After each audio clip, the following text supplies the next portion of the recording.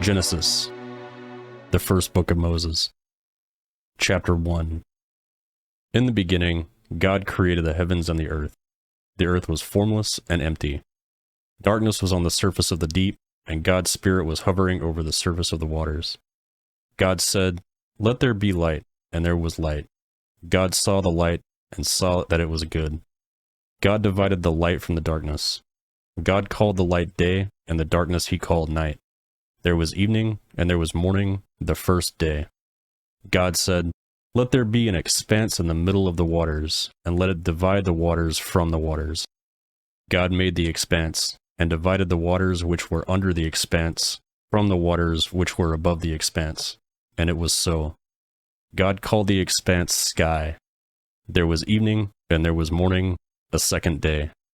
God said, "Let the waters under the sky be gathered together to one place, and let the dry land appear." And it was so. God called the dry land earth, and the gathering together of the waters he called seas. God saw that it was good. God said, "Let the earth yield grass, herbs yielding seeds, and fruit trees bearing fruit after their kind, with their seeds in it on the earth." And it was so. The earth yielded grass, herbs yielding seed after their kind, and trees bearing fruit with seeds in it after their kind. And God saw that it was good. There was evening, and there was morning, a third day. God said, "Let there be lights in the expanse of the sky to divide the day from the night, and let them be for signs to mark seasons, days, and years, and let them be for lights in the expanse of the sky to give light on the earth." And it was so. God made the two great lights, the greater light to rule the day, and the lesser light to rule the night. He also made the stars. God set them in the expanse of the sky to give light to the earth, and to rule over the day and over the night, and to divide the light from the darkness. God saw that it was good. There was evening, and there was morning, a fourth day. God said, "Let the waters abound with living creatures, and let birds fly above the earth in the open expanse of the sky." God created the large sea creatures, and every living creature that moves, with which the waters swarmed, after their kind, and every winged bird after its kind. God saw that it was good. God blessed them, saying, "Be fruitful, and multiply, and fill the waters and the seas, and let birds multiply on the earth." There was evening, and there was morning, a fifth day. God said, "Let the earth produce living creatures after their kind, livestock, creeping things, and animals of the earth after their kind." And it was so. God made the animals of the earth after their kind, and the livestock after their kind, and everything that creeps on the ground after its kind. God saw it was good. God said, "Let's make man in our image, after our likeness. Let them have dominion over the fish of the sea, and over the birds of the sky, and over the livestock, and over all the earth, and over every creeping thing that creeps on the earth." God created man in his own image. In God's image he created him. Male and female he created them. God blessed them. God said to them, "Be fruitful, multiply, fill the earth and subdue it. Have dominion over the fish of the sea, over the birds of the sky, and over every living thing that moves on the earth." God said, "Behold, I have given you every herb yielding seed, which is on the surface of all the earth, and every tree which bears fruit yielding seed. It will be your food. To every animal of the earth, and to every bird of the sky, and to everything that creeps on the earth, in which there is life, I have given every green herb for food." And it was so. God saw everything that he had made, and behold, it was very good. There was evening, and there was morning, a sixth day. Genesis, chapter 2. The heavens, the earth, and all their vast array were finished.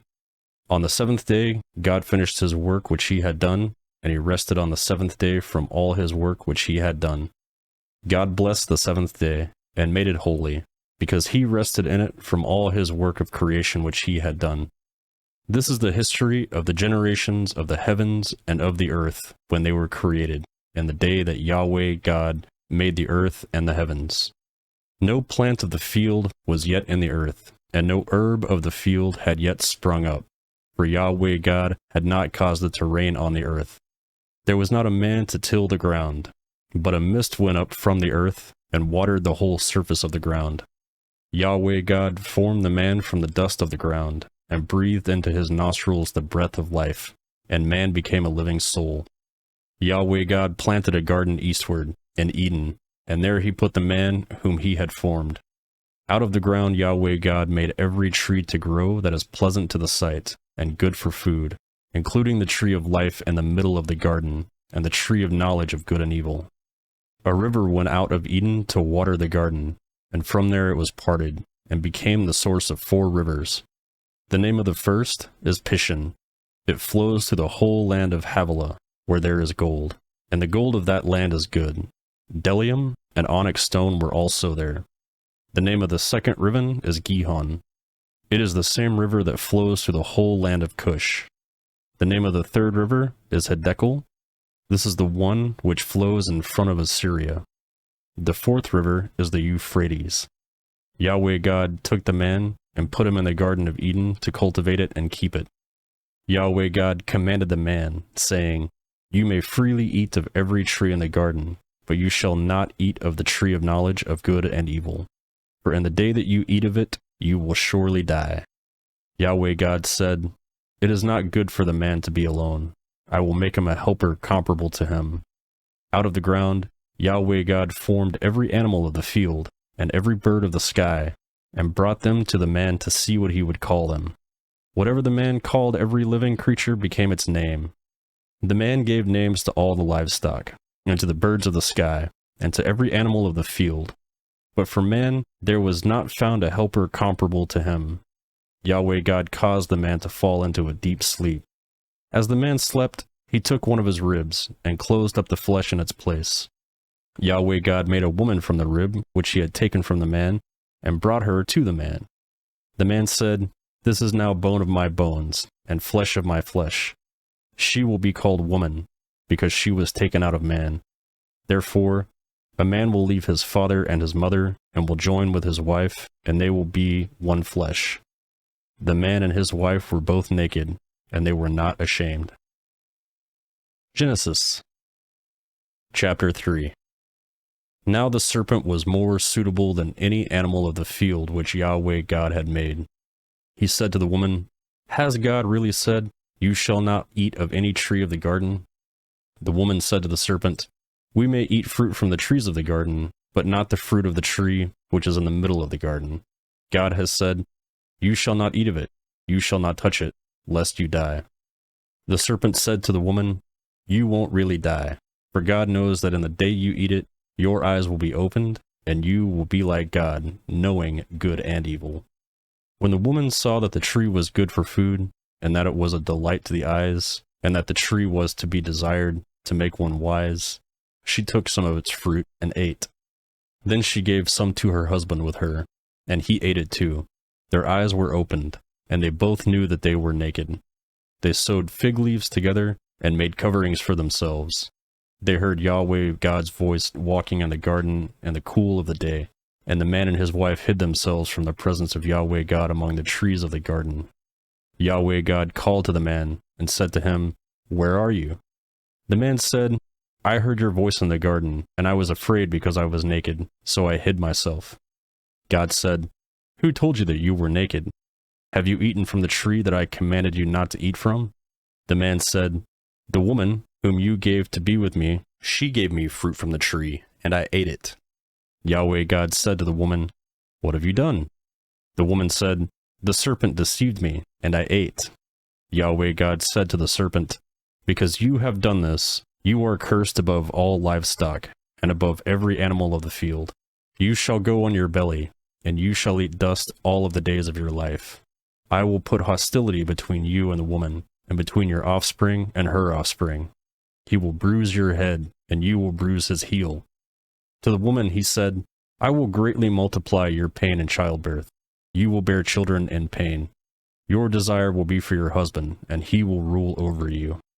To Adam he said, "Because you have listened to your wife's voice, and have eaten from the tree, about which I commanded you, saying, 'You shall not eat of it,' the ground is cursed for your sake. You will eat from it with much labor all the days of your life. It will yield thorns and thistles to you, and you will eat the herb of the field. You will eat bread by the sweat of your face until you return to the ground, for you were taken out of it. For you are dust, and you shall return to the dust. The man called his wife Eve, because she would be the mother of all the living. Yahweh God made garments of animal skins for Adam and for his wife, and clothed them. Yahweh God said, Behold, the man has become like one of us, knowing good and evil. Now lest he reach out his hand, and also take of the tree of life, and eat, and live forever. Therefore Yahweh God sent him out from the Garden of Eden, to till the ground from which he was taken. So he drove out the man, and he placed him in cherubim at the east of the Garden of Eden, and a flaming sword which turned every way to guard the way of the tree of life. Genesis Chapter 4. The man knew Eve his wife. She conceived and gave birth to Cain, and said, I have gotten a man with Yahweh's help. Again she gave birth to Cain's brother Abel. Abel was a keeper of sheep, but Cain was a tiller of the ground. As time passed, Cain brought an offering to Yahweh from the fruit of the ground. Abel also brought some of the firstborn of his flock and of its fat. Yahweh respected Abel and his offerings, but he did not respect Cain and his offering. Cain was very angry, and the expression on his face fell. Yahweh said to Cain, Why are you angry? Why has the expression on your face fallen? If you do well, won't it be lifted up? If you don't do well, sin crouches at the door. Its desire is for you, but you are to rule over it. Cain said to Abel, his brother, Let's go to the field. While they were in the field, Cain rose up against Abel, his brother, and killed him. Yahweh said to Cain, Where is Abel, your brother? He said, I don't know. Am I my brother's keeper? Yahweh said, What have you done? The voice of your brother's blood cries to me from the ground.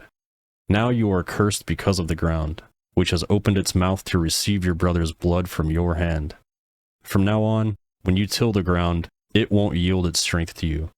You will be a fugitive and a wanderer in the earth. Cain said to Yahweh, My punishment is greater than I can bear. Behold, you have driven me out today from the surface of the ground. I will be hidden from your face. I will be a fugitive and a wanderer in the earth. Whoever finds me will kill me. Yahweh said to him, Therefore, whoever slays Cain, vengeance will be taken on him sevenfold.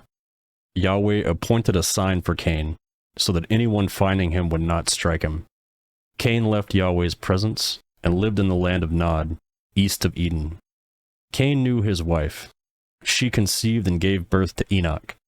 He built a city and named the city after the name of his son, Enoch. Irad was born to Enoch. Irad became the father of Mehujael. Mehujael became the father of Methushael. Methushael became the father of Lamech. Lamech took 2 wives. The name of the first one was Ada, and the name of the second one was Zillah. Ada gave birth to Jabal, who was the father of those who dwell in the tents and had livestock. His brother's name was Jubal, who was the father of all who handle the harp and the pipe. Zillah also gave birth to Tubal-Cain, the forger of every cutting instrument of bronze and iron. Tubal-Cain's sister was Nema. Lamech said to his wives, Ada and Zillah, hear my voice. You wives of Lamech, listen to my speech. For I have slain a man for wounding me, a young man for bruising me. If Cain will be avenged 7 times, truly Lamech 77 times. Adam knew his wife again, and she gave birth to a son, and named him Seth, saying, For God has given me another child instead of Abel, for Cain killed him. A son was also born to Seth, and he named him Enosh. At that time, men began to call on Yahweh's name. Genesis chapter 5. This is the book of the generations of Adam. In the day that God created man, he made him in God's likeness. He created them male and female and blessed them. On the day they were created, he named them Adam. Adam lived 130 years and became the father of a son in his own likeness, after his image, and named him Seth. The days of Adam, after he became the father of Seth, were 800 years, and he became the father of other sons and daughters. All the days that Adam lived were 930 years. Then he died. Seth lived 105 years, then became the father of Enosh. Seth lived after he became the father of Enosh 807 years, and became the father of other sons and daughters. All of the days of Seth were 912 years, then he died. Enosh lived 99 years, and became the father of Kenan. Enosh lived after he became the father of Kenan 815 years, and became the father of other sons and daughters. All of the days of Enosh were 905 years, then he died. Kenan lived 70 years, and became the father of Mahalalel. Kenan lived after he became the father of Mahalalel 840 years, and became the father of other sons and daughters. And all of the days of Kenan were 910 years, then he died. Mahalalel lived 65 years, then became the father of Jared. Mahalalel lived after he became the father of Jared 830 years, and became the father of other sons and daughters. All the days of Mahalalel were 895 years, then he died. Jared lived 162 years, then became the father of Enoch.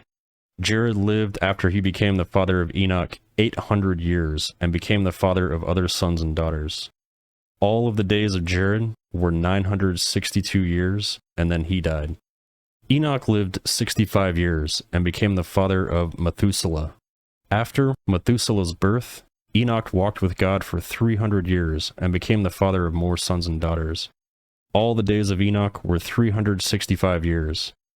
Enoch walked with God, and he was not found, for God took him. Methuselah lived 187 years, then became the father of Lamech.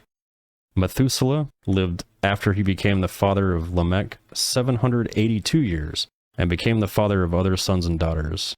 All the days of Methuselah were 969 years, and then he died.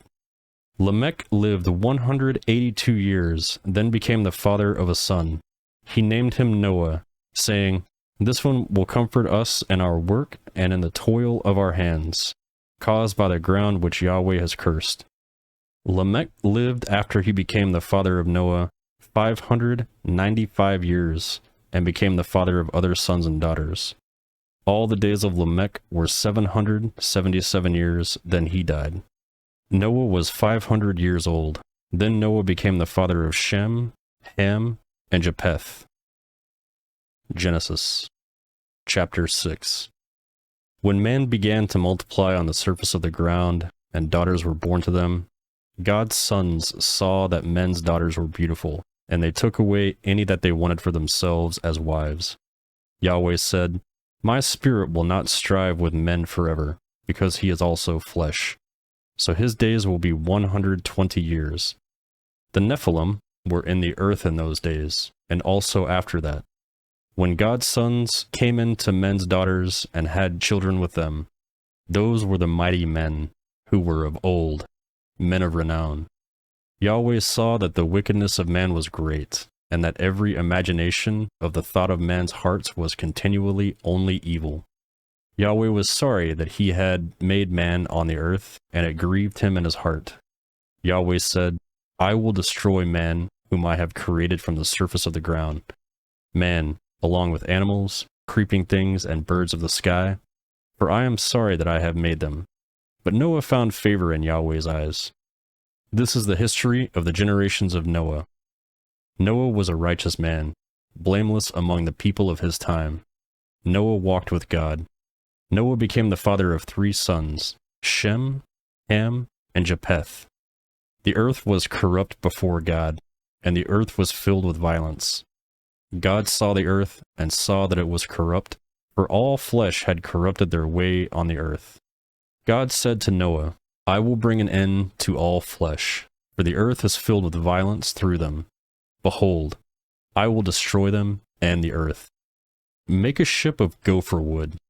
You shall make rooms in the ship, and shall seal it inside and outside with pitch. This is how you shall make it. The lengths of the ship will be 300 cubits, its width 50 cubits, and its height 30 cubits. When you shall make a roof in the ship, you shall finish it with a cubit upward. You shall set the door of the ship in its side. You shall make it with lower, second, and third levels. I, even I, will bring the flood of waters on the earth to destroy all flesh having the breath of life from under the sky. Everything that is in the earth will die. But I will establish my covenant with you. You shall come into the ship, you, your sons, your wife, and your sons' wife with you. Of every living thing of all flesh, you shall bring 2 of every sort into the ship, to keep them alive with you. They shall be male and female, of the birds after their kind, of the livestock after their kind, and of every creeping thing of the ground after its kind. 2 of every sort will come to you, to keep them alive. Take with you some of all food that is eaten, and gather it to yourself. It will be food for you and for them. Thus Noah did. He did all that God commanded him. Genesis chapter 7. Yahweh said to Noah, "Come with all of your household into the ship, for I have seen your righteousness before me in this generation. You shall take 7 pairs of every clean animal with you, the male and his female. Of the animals that are not clean, take 2, the male and his female. Also of the birds of the sky, 7 and 7, male and female, to keep seed alive on the surface of the earth. In 7 days I will cause it to rain on the earth for 40 days and 40 nights. I will destroy every living thing that I have made from the surface of the ground." Noah did everything that Yahweh commanded him. Noah was 600 years old when the flood of the waters came to the earth. Noah went into the ship with his sons, his wife, his sons' wives, because of the flood waters. Clean animals, unclean animals, birds, and everything that creeps on the ground went by pairs to Noah into the ship, male and female, as God commanded Noah. After the 7 days, the flood waters came on the earth. In the 600th year of Noah's life, in the 2nd month, on the 17th day of the month, on that day all of the fountains and the great deep burst open, and the sky's windows opened. It rained on the earth 40 days and 40 nights. In the same day, Noah and Shem, Ham, and Japheth, the sons of Noah, and Noah's wife, and the 3 wives of his sons with them, entered into the ship. They, and every animal after its kind, all the livestock after their kind, every creeping thing that creeps on the earth after its kind, and every bird after its kind, every bird of every sort. Pairs from all flesh with the breath of life in them went into the ship to Noah. Those who went in male and female of all flesh, and God commanded him. Then Yahweh shut him in. The flood was 40 days on the earth. The waters increased and lifted up the ship. It was lifted up above the earth. The waters rose and increased greatly on the earth, and the ship floated on the surface of the waters. The waters rose very high on the earth. All the high mountains that were under the whole sky were covered. The waters rose 15 cubits higher, and the mountains were covered. All flesh died that moved on the earth, including birds, livestock, animals, every creeping thing that creeps on the earth, and every man. All on the dry land, in whose nostrils was the breath of the spirit of life, died. Every living thing was destroyed that was on the surface of the ground, including man, livestock, creeping things, and birds of the sky. They were destroyed from the earth. Only Noah was left, and those who were with him in the ship. The waters flooded the earth 150 days. Genesis chapter 8. God remembered Noah, all the animals, and all the livestock that were with him in the ship, and God made a wind to pass over the earth. The waters subsided. The deep's fountains and the sky's windows were also stopped, and the rain from the sky was restrained. The waters continually receded from the earth. After the end of 150 days, the water receded. The ship rested in the 7th month, on the 17th day of the month, on Ararat's mountains. The waters receded continually until the 10th month. The 10th month, on the 1st day of the month, the tops of the mountains were visible. At the end of 40 days, Noah opened the window of the ship which he had made, and he sent out a raven. It went back and forth until the waters were dried up from the earth. He himself sent out the dove to see if the waters were abated from the surface of the ground. But the dove found no place to rest her foot, and she returned to the ship to him, for the waters were on the surface of the whole earth. He put out his hand, and took her, and brought her to him into the ship. He waited yet another 7 days, and again he sent the dove out of the ship. The dove came back to him at evening, and behold, in her mouth was a freshly plucked olive leaf. So no one knew that the waters were abated from the earth. He waited yet another 7 days, and sent out the dove, and she didn't return to him any more. In the 601st year, in the 1st month, the 1st day of the month, the waters were dried up from the earth. Noah removed the covering of the ship and looked. He saw that the surface of the ground was dry. In the 2nd month, on the 27th day of the month, the earth was dry. God spoke to Noah, saying, "Go out of the ship, you, your wife, your sons, and your sons' wives with you. Bring out with you every living thing that is with you of all flesh, including birds, livestock, and every creeping thing that creeps on the earth, that they may breed abundantly in the earth, and be fruitful, and multiply on the earth." Noah went out with his sons, his wife, and his sons' wives with him. Every animal, every creeping thing, and every bird, whatever moves on the earth, after their families, went out of the ship. Noah built an altar to Yahweh, and took of every clean animal, and of every clean bird, and offered burnt offerings onto the altar. Yahweh smelled the pleasant aroma. Yahweh said in his heart, "I will not again curse the ground any more for man's sake, because the imagination of man's heart is evil from his youth. I will never again strike every living thing as I have done. While the earth remains, seed time and harvest, and cold and heat, and summer and winter, and day and night will not cease."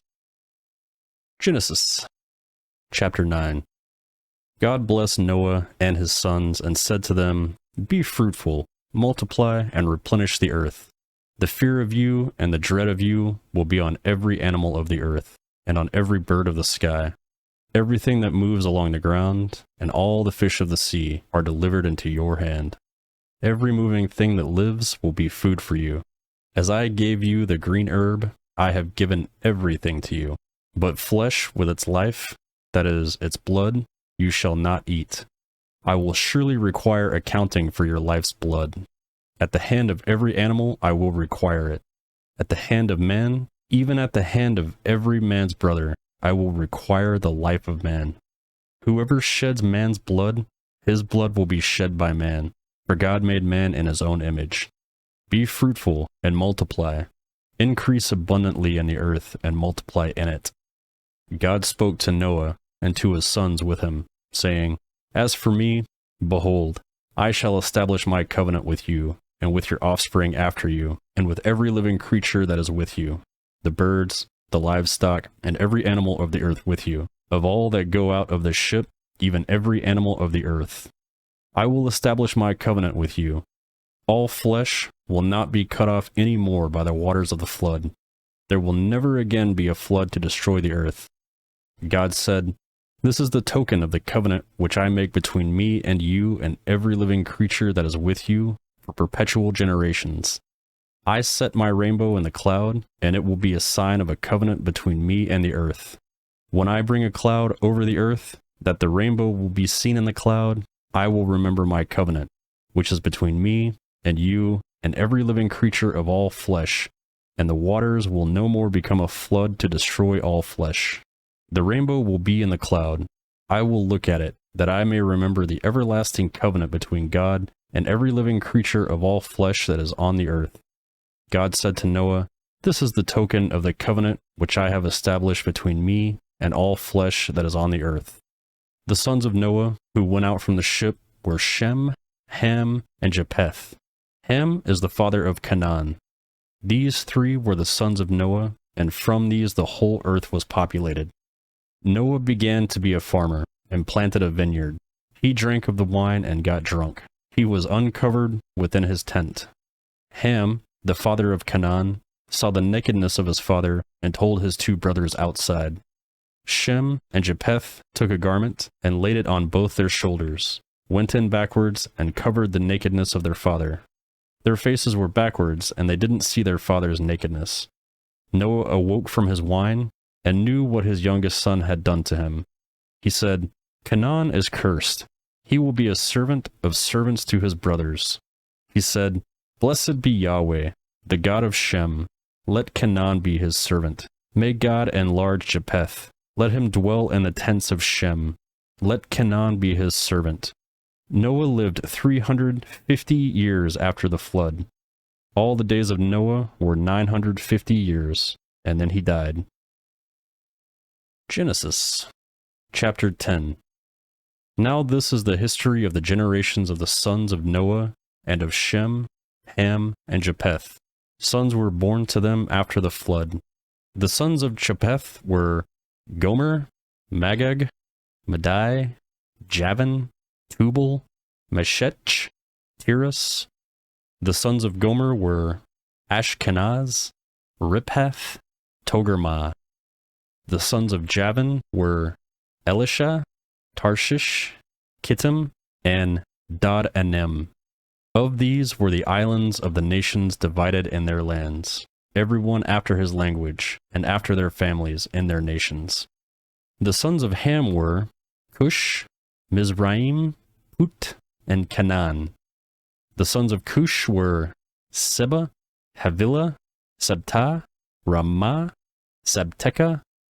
The sons of Ramah were Sheba and Dedan. Cush became the father of Nimrod. He began to be a mighty one in the earth. He was a mighty hunter before Yahweh. Therefore, it is said, like Nimrod, a mighty hunter before Yahweh. The beginning of his kingdom was Babel, Erech, Akkad, and Calneh in the land of Shinar. Out of that land he went into Assyria and built Nineveh, Rehoboth, Calah, and Rezin, between Nineveh and the great city Calah. Mizraim became the father of Ludim, Enamim, Lahabim, Naphtuhim, Pathrusim, Casluhim, which the Philistines descended from, and Caphthorim.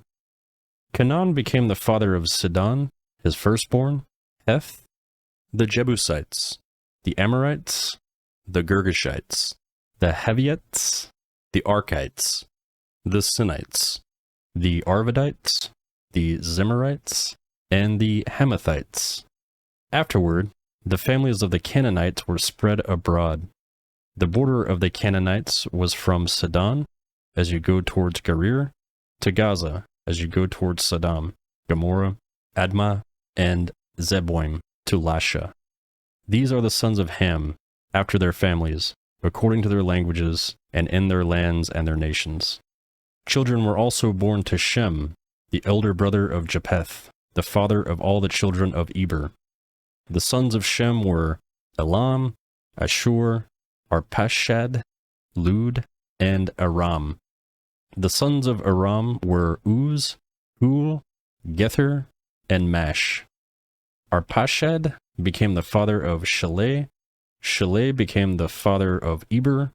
To Eber were born 2 sons. The name of the one was Peleg, for in his days the earth was divided. His brother's name was Joktan. Joktan became the father of Almodad, Shelef, Hezer Maveth, Jerah, Hadoram, Uzel, Diklah, Obal, Abimael, Sheba, Ophir, Havilah, and Jobab. All these were the sons of Joktan. Their dwelling extended from Mesha as you go towards Sephir, the mountains of the east. These are the sons of Shem, by their families, according to their languages, lands, and nations. These are the families of the sons of Noah, by their generations, according to their nations. The nations divided from these in the earth after the flood. Genesis, chapter 11. The whole of the earth was of one language, and of one speech. As they traveled east, they found a plain in the land of Shinar, and they lived there. They said to one another, "Come, let's make bricks and burn them thoroughly." They had brick for stone, and they used tar for mortar. They said, "Come, let's build ourselves a city and a tower whose top reaches to the sky, and let's make a name for ourselves, lest we be scattered abroad on the surface of the whole earth." Yahweh came down to see the city and the tower which the children of men built. Yahweh said, Behold, they are one people, and they all have one language, and this is what they began to do. Now nothing will be withheld from them, which they intend to do. Come, let's go down, and there confuse their language, that they may not understand one another's speech. So Yahweh scattered them abroad from there on the surface of all the earth. They stopped building the city. Therefore its name was called Babel, because there Yahweh confused the language of all the earth. From there, Yahweh scattered them abroad on the surface of all the earth. This is the history of the generations of Shem. Shem was 100 years old when he became the father of Arpachshad, 2 years after the flood. Shem lived 500 years after he became the father of Arpachshad, and became the father of more sons and daughters. Arpachshad lived 35 years and became the father of Shelah. Arpachshad lived 400 years after he became the father of Shelah, and became the father of more sons and daughters. Shelah lived 30 years and became the father of Eber. Shelah lived 403 years after he became the father of Eber, and became the father of more sons and daughters. Eber lived 40 years and became the father of Peleg. Eber lived 430 years after he became the father of Peleg, and became the father of more sons and daughters. Peleg lived 30 years and became the father of Reu. Peleg lived 209 years after he became the father of Reu, and became the father of more sons and daughters. Reu lived 32 years and became the father of Shureg. Reu lived 207 years after he became the father of Shureg, and became the father of more sons and daughters. Shureg lived 30 years and became the father of Nahor. Shureg lived 200 years after he became the father of Nahor, and became the father of more sons and daughters. Nahor lived 29 years and became the father of Terah. Nahor lived 119 years after he became the father of Terah, and became the father of more sons and daughters. Terah lived 70 years and became the father of Abram, Nahor, and Haran. Now this is the history of the generations of Terah. Terah became the father of Abram, Nahor, and Haran. Haran became the father of Lot. Haran died in the land of his birth, in Ur of the Chaldees, while his father Terah was still alive. Abram and Nahor married wives. The name of Abram's wife is Sarai, and the name of Nahor's wife is Milcah, the daughter of Haran, who was also the father of Ishkah. Sarai was barren. She had no child. Terah took Abram his son, Lot the son of Haran, his son's son, and Sarai his daughter-in-law, his son Abram's wife. They went from Ur of the Chaldees to go into the land of Canaan. They came to the Haran and lived there. The days of Terah were 205 years. Terah died in Haran. Genesis chapter 12. Now Yahweh said to Abram, Leave your country and your relatives and your father's house, and go to the land that I will show you. I will make of you a great nation. I will bless you and make your name great. You will be a blessing. I will bless those who bless you, and I will curse him who treats you with contempt. All the families of the earth will be blessed through you. So Abram went, as Yahweh had told him. Lot went with him. Abram was 75 years old when he departed from Haran. Abram took Sarai his wife, Lot his brother's son, all their possessions that they had gathered, and the people whom they had acquired in Haran, and they went into the land of Canaan. They entered into the land of Canaan. Abram passed through the land to the place of Shechem, to the oak of Moreh. At the time, Canaanites were in the land. Yahweh appeared to Abram and said, I will give this land to your offspring. He built an altar there to Yahweh, and pitched his tent, having Bethel on the west, and Ai on the east. There he built an altar to Yahweh, and called on Yahweh's name. Abram traveled, still going on towards the south. There is a famine in the land. Abram went down into Egypt to live as a foreigner there, for the famine was severe in the land.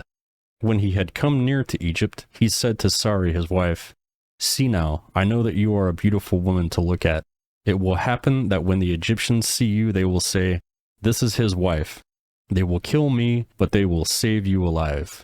Please say that you are my sister, and that it may be well for me for your sake, that my soul may live because of you." When Abram had come into Egypt, Egyptians saw that the woman was very beautiful.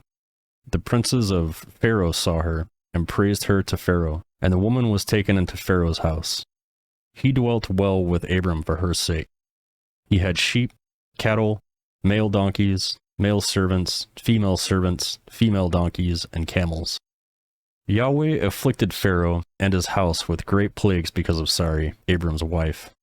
Pharaoh called Abram and said, "What is this you have done to me? Why didn't you tell me that she was your wife? Why did you say, 'She is my sister,' so that I took her to be my wife? Now therefore, see your wife, take her, and go your way." Pharaoh commanded men concerning him, and they escorted him away with his wife and all that he had. Genesis chapter 13. Abram went out of Egypt, he, his wife, and all that he had, and Lot with him, into the south. Abram was very rich in livestock, in silver, and in gold. He went on his journeys from the south as far as Bethel, to the place where his tent had been at the beginning, between Bethel and Ai, to the place of the altar, which he had made there at the first. There Abram called on Yahweh's name. Lot also, who went with Abram, had flocks, herds, and tents. The land was not able to bear them, that they might live together, for their possessions were so great that they couldn't live together. There was strife between the herdsmen of Abram's livestock and the herdsmen of Lot's livestock. The Canaanites and the Perizzites lived in the land at the time. Abram said to Lot, "Please, let there be no strife between you and me, and between your herdsmen and my herdsmen, for we are relatives. Isn't the whole land before you? Please separate yourself from me. If you go to the left hand, then I will go to the right, or if you go to the right hand, then I will go to the left." Lot lifted up his eyes, and saw all the plain of the Jordan, that it was well watered everywhere, before Yahweh destroyed Sodom and Gomorrah, like the garden of Yahweh, like the land of Egypt, as you go to Zoar. So Lot chose the plain of the Jordan for himself. Lot traveled east, and they separated themselves from one another. Abram lived in the land of Canaan, and Lot lived in the cities of the plain, and he moved his tent as far as Sodom. Now the men of Sodom were exceedingly wicked and sinners against Yahweh. Yahweh said to Abram, after Lot was separated from him, "Now lift up your eyes, and look from the place where you are, northward, and southward, and eastward, and westward. For I will give all the land which you see to you, and to your offspring forever. I will make your offspring as dust of the earth, so that if a man can count the dust of the earth, then your offspring may also be counted. Arise, walk through the land, in its length, and in its width, for I will give it to you."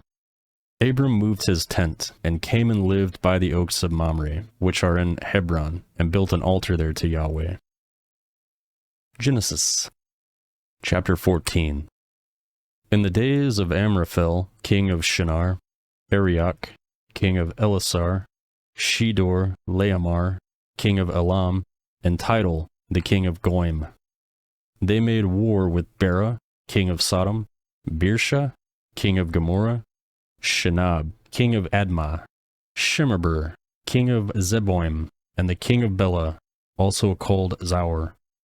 All these joined together in the valley of Siddim, also called the Salt Sea. They served Shadow-Lamar for 12 years, and in the 13th year they rebelled. In the 14th year, Shadomar and the kings who were with them came and struck the Raphaim of the Ashtaroth Karnaim, the Zuim in Ham, the Amim in Shava Kariathaim, and the Horites in their Mount Seir to El Paran, which is by the wilderness. They returned and came to En Mishpat, also called Kadesh, and struck all the country of the Amalekites and also the Amorites that lived in the Hazazon Tamar. The king of Sodom, and the king of Gomorrah, and the king of Admah, and the king of Zeboim, and the king of Bela, also called Zoar, went out, and they set the battle in array against them in the valley of Siddim, against Sherdalamar, king of Elam, Tidal king of Goim, Amraphel, king of Shinar, and Arioch, the king of Elasar, 4 kings against the 5. Now the valley of Sodom was full of tar pits, and the kings of Sodom and Gomorrah fled, and some fell there. Those who remained fled to the hills. They took all the goods of Sodom and Gomorrah, and all their food, and went their way. They took Lot, Abram's brother's son, who lived in Sodom, and his goods, and departed. One who had escaped and came and told Abram, the Hebrew, at the time, he lived by the oaks of Mamre, the Amorite, brother of Eshul, and brother of Anir. They were allies of Abram. When Abram heard that his relative was taken captive, he led out 318 trained men born in his house and pursued as far as Dan. He divided himself against them at night, he and his servants, and then struck them, and pursued them to Hobah, which is on the left hand of Damascus. He brought back all the goods, and also brought back his relative Lot and his goods, and the women also, and the other people. The king of Sodom went out to meet him after the return from the slaughter of Sherdolomar, and the kings who were with him, at the valley of Shiva, that is, the king's valley. Melchizedek, king of Salem, brought out bread and wine. He was a priest of God Most High. He blessed him, and said, Blessed be Abram of God Most High, possessor of heaven and earth. Blessed be God Most High, who has delivered your enemies into your hand. Abram gave him 1/10 of all. The king of Sodom said to Abram, Give me the people, and take the goods for yourself. Abram said to the king of Sodom, I have lifted up my hand to Yahweh, God Most High, possessor of heaven and earth, that I will not take a thread nor a sandal strap nor anything that is yours, lest you should say, I have made Abram rich. I will accept nothing from you except that which the young men have eaten, and the portion of the men who went with me. Aner, Eshcol, and Mamre, let them take their portion. Genesis chapter 15. After these things, Yahweh's word came to Abram in a vision, saying, Don't be afraid, Abram.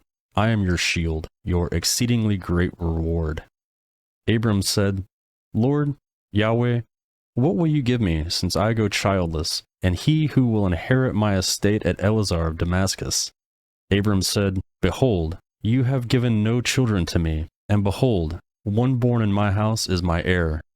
Behold, Yahweh's word came to him, saying, This man will not be your heir, but he who will come out of your own body will be your heir. Yahweh brought him outside and said, Look now towards the sky, and count the stars, if you are able to count them. He said to Abram, So your offspring will be. He believed in Yahweh, who credited it to him for righteousness. He said to Abram, I am Yahweh, who brought you out of Ur of the Chaldees, to give you this land to inherit it. He said, Lord Yahweh, how will I know that I will inherit it? He said to him, Bring me a heifer 3 years old, a female goat 3 years old, a ram 3 years old, a turtle dove, and a young pigeon. He brought him all these, and divided them in the middle, and laid each half opposite the other. But he didn't divide the birds. The birds of prey came down on the carcasses, and Abram drove them away. When the sun was going down, a deep sleep fell on Abram. Now terror and great darkness fell on him. He said to Abram, Know for sure that your offspring will live as foreigners in a land that is not theirs, and will serve them. They will afflict them 400 years. I will also judge that nation, whom they will serve. Afterwards, they will come out with great wealth. But you will go with your fathers in peace. You will be buried at a good old age. In the 4th generation, they will come here again, for the iniquity of the Amorite is not yet full. It came to pass, when the sun went down, and it was dark, behold, a smoking furnace and a flaming torch passed between these pieces. In that day, Yahweh made a covenant with Abram, saying, I have given this land to your offspring, from the river of Egypt to the great river, the river Euphrates, the land of the Kenites, the Kenizzites, the Cadmonites, The Hittites, the Perizzites, the Rephaim, the Amorites, the Canaanites, the Girgashites, and the Jebusites. Genesis Chapter 16. Now Sarai, Abram's wife, bore him no children. She had a servant, an Egyptian, whose name was Hagar. Sarai said to Abram, "See now, Yahweh has restricted me from bearing. Please go in to my servant. It may be that I will obtain children by her." Abram listened to the voice of Sarai. Sarai, Abram's wife, took Hagar the Egyptian, her servant, after Abram had lived for 10 years in the land of Canaan, and gave her to Abram, her husband, to be his wife. He went in to Hagar, and she was conceived. When she saw that she had conceived, her mistress was despised in her eyes. Sarai said to Abram, "This wrong is your fault. I gave my servant into your bosom, and when she saw that she had conceived, she despised me. May Yahweh judge between me and you." But Abram said to Sarai, "Behold, your maid is in your hand. Do to her whatever is good in your eyes." Sarai dealt harshly with her, and she fled from her face. Yahweh's angel found her by a fountain of water in the wilderness, by the fountain on the way to Shur. He said, "Hagar, Sarai's servant, where did you come from? Where are you going?" She said, "I am fleeing from the face of my mistress Sarai." Yahweh's angel said to her, "Return to your mistress and submit yourself under her hands." Yahweh's angel said to her, "I will greatly multiply your offspring, that they will not be counted for multitude." Yahweh's angel said to her, "Behold, you are with child and will bear a son. You shall call his name Ishmael, because Yahweh has heard your affliction. He will be like a wild donkey among men. His hands will be against every man, and every man's hand against him. He will live opposed to all of his brothers." She called the name of Yahweh, who spoke to her, "You are a God who sees." For she said, "Have I even stayed alive after seeing him?" Therefore, the well was called Bir Lahai Roi. Behold, it is between Kadesh and Bered. Hagar bore a son for Abram. Abram called the name of his son, whom Hagar bore, Ishmael. Abram was 86 years old when Hagar bore Ishmael to Abram. Genesis chapter 17. When Abram was 99 years old, Yahweh appeared to Abram and said to him, "I am God Almighty. Walk before me and be blameless. I will make my covenant between me and you, and will multiply you exceedingly." Abram fell on his face. God talked with him, saying, "As for me, behold, my covenant is with you. You will be the father of a multitude of nations. Your name will be no more called Abram, but your name will be Abraham. For I have made you the father of a multitude of nations. I will make you exceedingly fruitful, and I will make nations of you. Kings will come out of you. I will establish my covenant between me and you and your offspring after you throughout their generations for an everlasting covenant, to be a God to you and to your offspring after you. I will give to you and to your offspring after you the land where you are traveling, all the land of Canaan, for an everlasting possession. I will be their God." God said to Abraham, "As for you, you shall keep my covenant, you and your offspring after you throughout their generations. This is my covenant, which you shall keep, between me and you and your offspring after you. Every male among you shall be circumcised. You shall be circumcised in the flesh of your foreskin. It will be a token of the covenant between me and you. He who is 8 days old shall be circumcised among you, every male throughout your generations. He who is born in the house, or bought with money from any foreigner who is not of your offspring. He who is born in your house, and he who is bought with your money must be circumcised. My covenant shall be in your flesh for an everlasting covenant.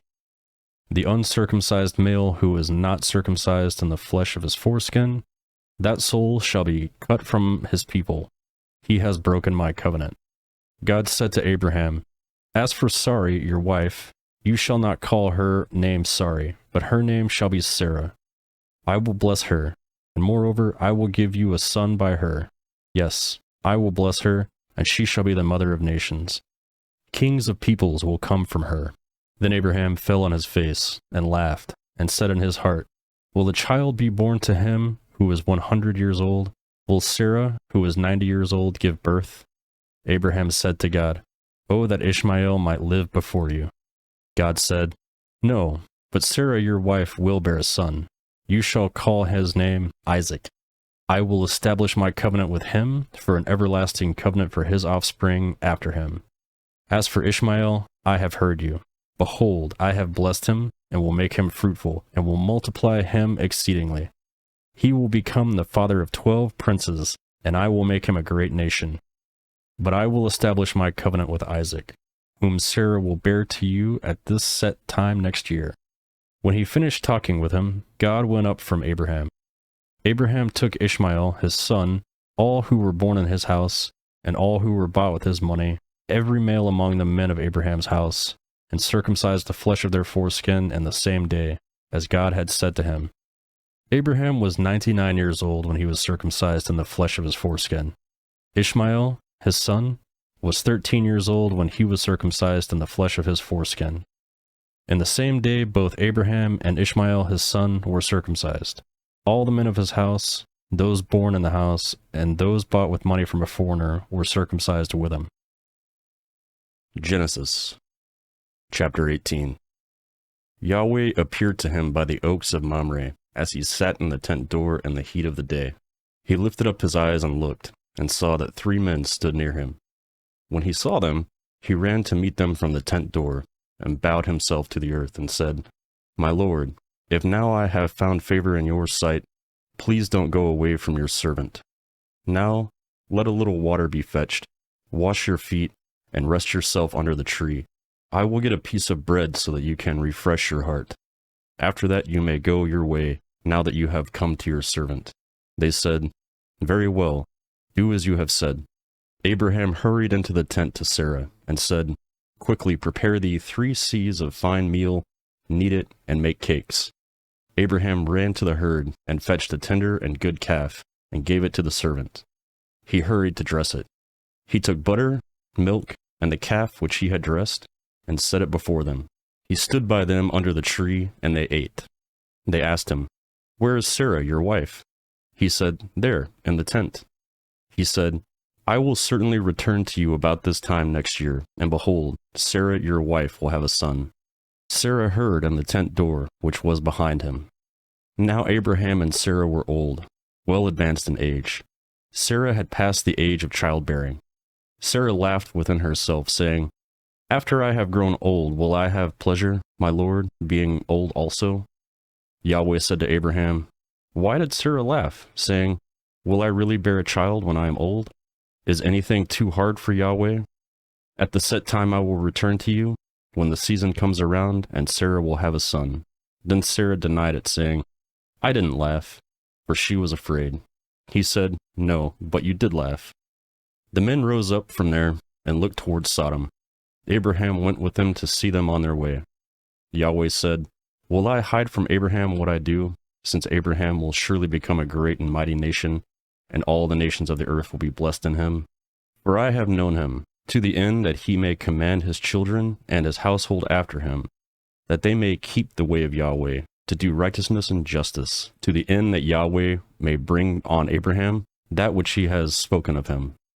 Yahweh said, "Because the cry of Sodom and Gomorrah is great, and because their sin is so grievous, I will go down now, and see whether their deeds are as bad as the reports which have come to me. If not, I will know." The men turned from there, and went towards Sodom, but Abraham stood yet before Yahweh. Abraham came near, and said, "Will you consume the righteous with the wicked? What if there are 50 righteous within the city? Will you consume and not spare the place for the 50 righteous who are in it? May it be far from you to do things like that, to kill the righteous with the wicked, so that the righteous should be like the wicked. May that be far from you. Shouldn't the judge of all the earth do right?" Yahweh said, "If I find in Sodom 50 righteous within the city, then I will spare the whole place for their sake." Abraham answered, "See now, I have taken it on myself to speak to the Lord, although I am dust and ashes. What if there will lack 5 of the 50 righteous? Will you destroy all the city for lack of 5? He said, "I will not destroy it if I find 45 there." He spoke to him yet again and said, "What if there are 40 found there?" He said, "I will not do it for the 40's sake." He said, "Oh, don't let the Lord be angry, and I will speak. What if there are 30 found there?" He said, "I will not do it if I find 30 there." He said, "See now, I have taken it upon myself to speak to the Lord. What if there are 20 found there?" He said, "I will not destroy it for the 20's sake." He said, "Oh, don't let the Lord be angry, and I will speak just once more. What if 10 are found there?" He said, "I will not destroy it for the 10's sake." Yahweh went his way as soon as he had finished communing with Abraham, and Abraham returned to his place. Genesis chapter 19. The two angels came to Sodom at evening. Lot sat in the gate of Sodom. Lot saw them and rose up to meet them. He bowed himself with his face to the earth, and he said, "See now, my lords, please come into your servant's house. Stay all night, wash your feet, and you can rise up early and go on your way." They said, "No, but we will stay in the street all night." He urged them greatly, and they came in with him and entered into his house. He made them a feast and baked unleavened bread, and they ate. But before they lay down, the men of the city, the men of Sodom, surrounded the house, both young and old, all the people from every quarter. They called to Lot and said to him, "Where are the men who came in to you this night? Bring them out to us, that we may have sex with them." Lot went out to them through the door and shut the door after himself. He said, "Please, my brothers, don't act so wickedly. See now, I have 2 virgin daughters. Please let me bring them out to you, and you may do with them what seems good to you. Only don't do anything to these men, because they have come under the shadow of my roof." They said, "Stand back." Then they said, "This one fellow came in to live as a foreigner, and he appoints himself as a judge. Now we will deal worse with you than with them." They pressed hard on the man Lot, and came near to break the door. But the men reached out their hand, and brought Lot into the house to them, and shut the door. They struck the men who were at the door of the house with blindness, both small and great, so that they were wearied themselves to find the door. The men said to Lot, "Do you have anybody else here? Sons-in-law, your sons, your daughters, and whomever you have in the city? Bring them out of the place, for we will destroy this place, because the outcry against them has grown so great before Yahweh that Yahweh has sent us to destroy it." Lot went out and spoke to his sons-in-law, who were pledged to marry his daughters, and said, "Get up, get out of this place, for Yahweh will destroy the city." But he seemed to the sons-in-law to be joking. When the morning came, then the angels hurried Lot, saying, "Get up, take your wife and your 2 daughters who are here, lest you be consumed in the iniquity of the city." But he lingered, and the men grabbed his hand, his wife's hand, and his 2 daughters' hands, Yahweh being merciful to him, and they took him out, and set him outside of the city. It came to pass when they had taken them out, that he said, "Escape for your life. Don't look behind you, and don't stay anywhere in the plain. Escape to the mountains, lest you be consumed." Lot said to them, "Oh, not so, my lord. See now, your servant has found favor in your sight, and you have magnified your loving kindness, which you have shown to me in saving my life. I can't escape to the mountains, lest evil overtake me and I die. See now, this city is near to flee to, and is a little one. Oh, let me escape there. Isn't it a little one? And my soul will live." He said to him, "Behold, I have granted your request concerning this thing also, that I will not overthrow the city which you have spoken. Hurry, escape there, for I can't do anything until you get there." Therefore, the name of the city was called Zoar. The sun had risen on the earth when Lot came to Zoar. Then Yahweh rained on Sodom and on Gomorrah sulfur and fire from Yahweh out of the sky. He overthrew those cities, all the plain, all the inhabitants of the city, and that which grew on the ground. But Lot's wife looked back from behind him, and she became a pillar of salt. Abraham went up early in the morning to the place where he had stood before Yahweh. He looked toward Sodom and Gomorrah, and toward the land of all the plain, and saw the smoke of the land went up as the smoke of a furnace. When God destroyed the cities of the plain, God remembered Abraham, and sent Lot out of the middle of the overthrow, when he overthrew the cities in which Lot lived. Lot went up out of Zoar, and lived in the mountains, and his 2 daughters with him, for he was afraid to live in Zoar. He lived in a cave with his 2 daughters. The firstborn said to the younger, "Our father is old, and there is not a man in the earth to come into us in any way of all the earth. Come, let's make our father drink wine, and when we will lie with him, that we may preserve our father's family line. They made their father drink wine that night, and the firstborn went in and lay with her father. He didn't know when she lay down, nor when she arose. It came to pass on the next day that the firstborn said to the younger, Behold, I lay last night with my father. Let's make him drink wine again tonight. You go in and lie with him, that we may preserve our father's family line. They made their father drink wine that night also. The younger went and lay with him. He didn't know when she lay down, nor when she got up. Thus both of Lot's daughters were with child by their father. The firstborn bore a son, and named him Moab. He is the father of Moabites to this day. The younger also bore a son, and called him Ben-Ami. He is the father of the children of Ammon to this day. Genesis chapter 20. Abraham traveled from there towards the land of the south, and lived between Kadesh and Shur. He lived as a foreigner in Gerar. Abraham said about Sarah his wife, She is my sister. Abimelech, king of Gerar, sent and took Sarah. But God came to Abimelech in a dream of the night, and said to him, Behold, you are a dead man, because the woman whom you have taken, for she is a man's wife. Now Abimelech had not come near her.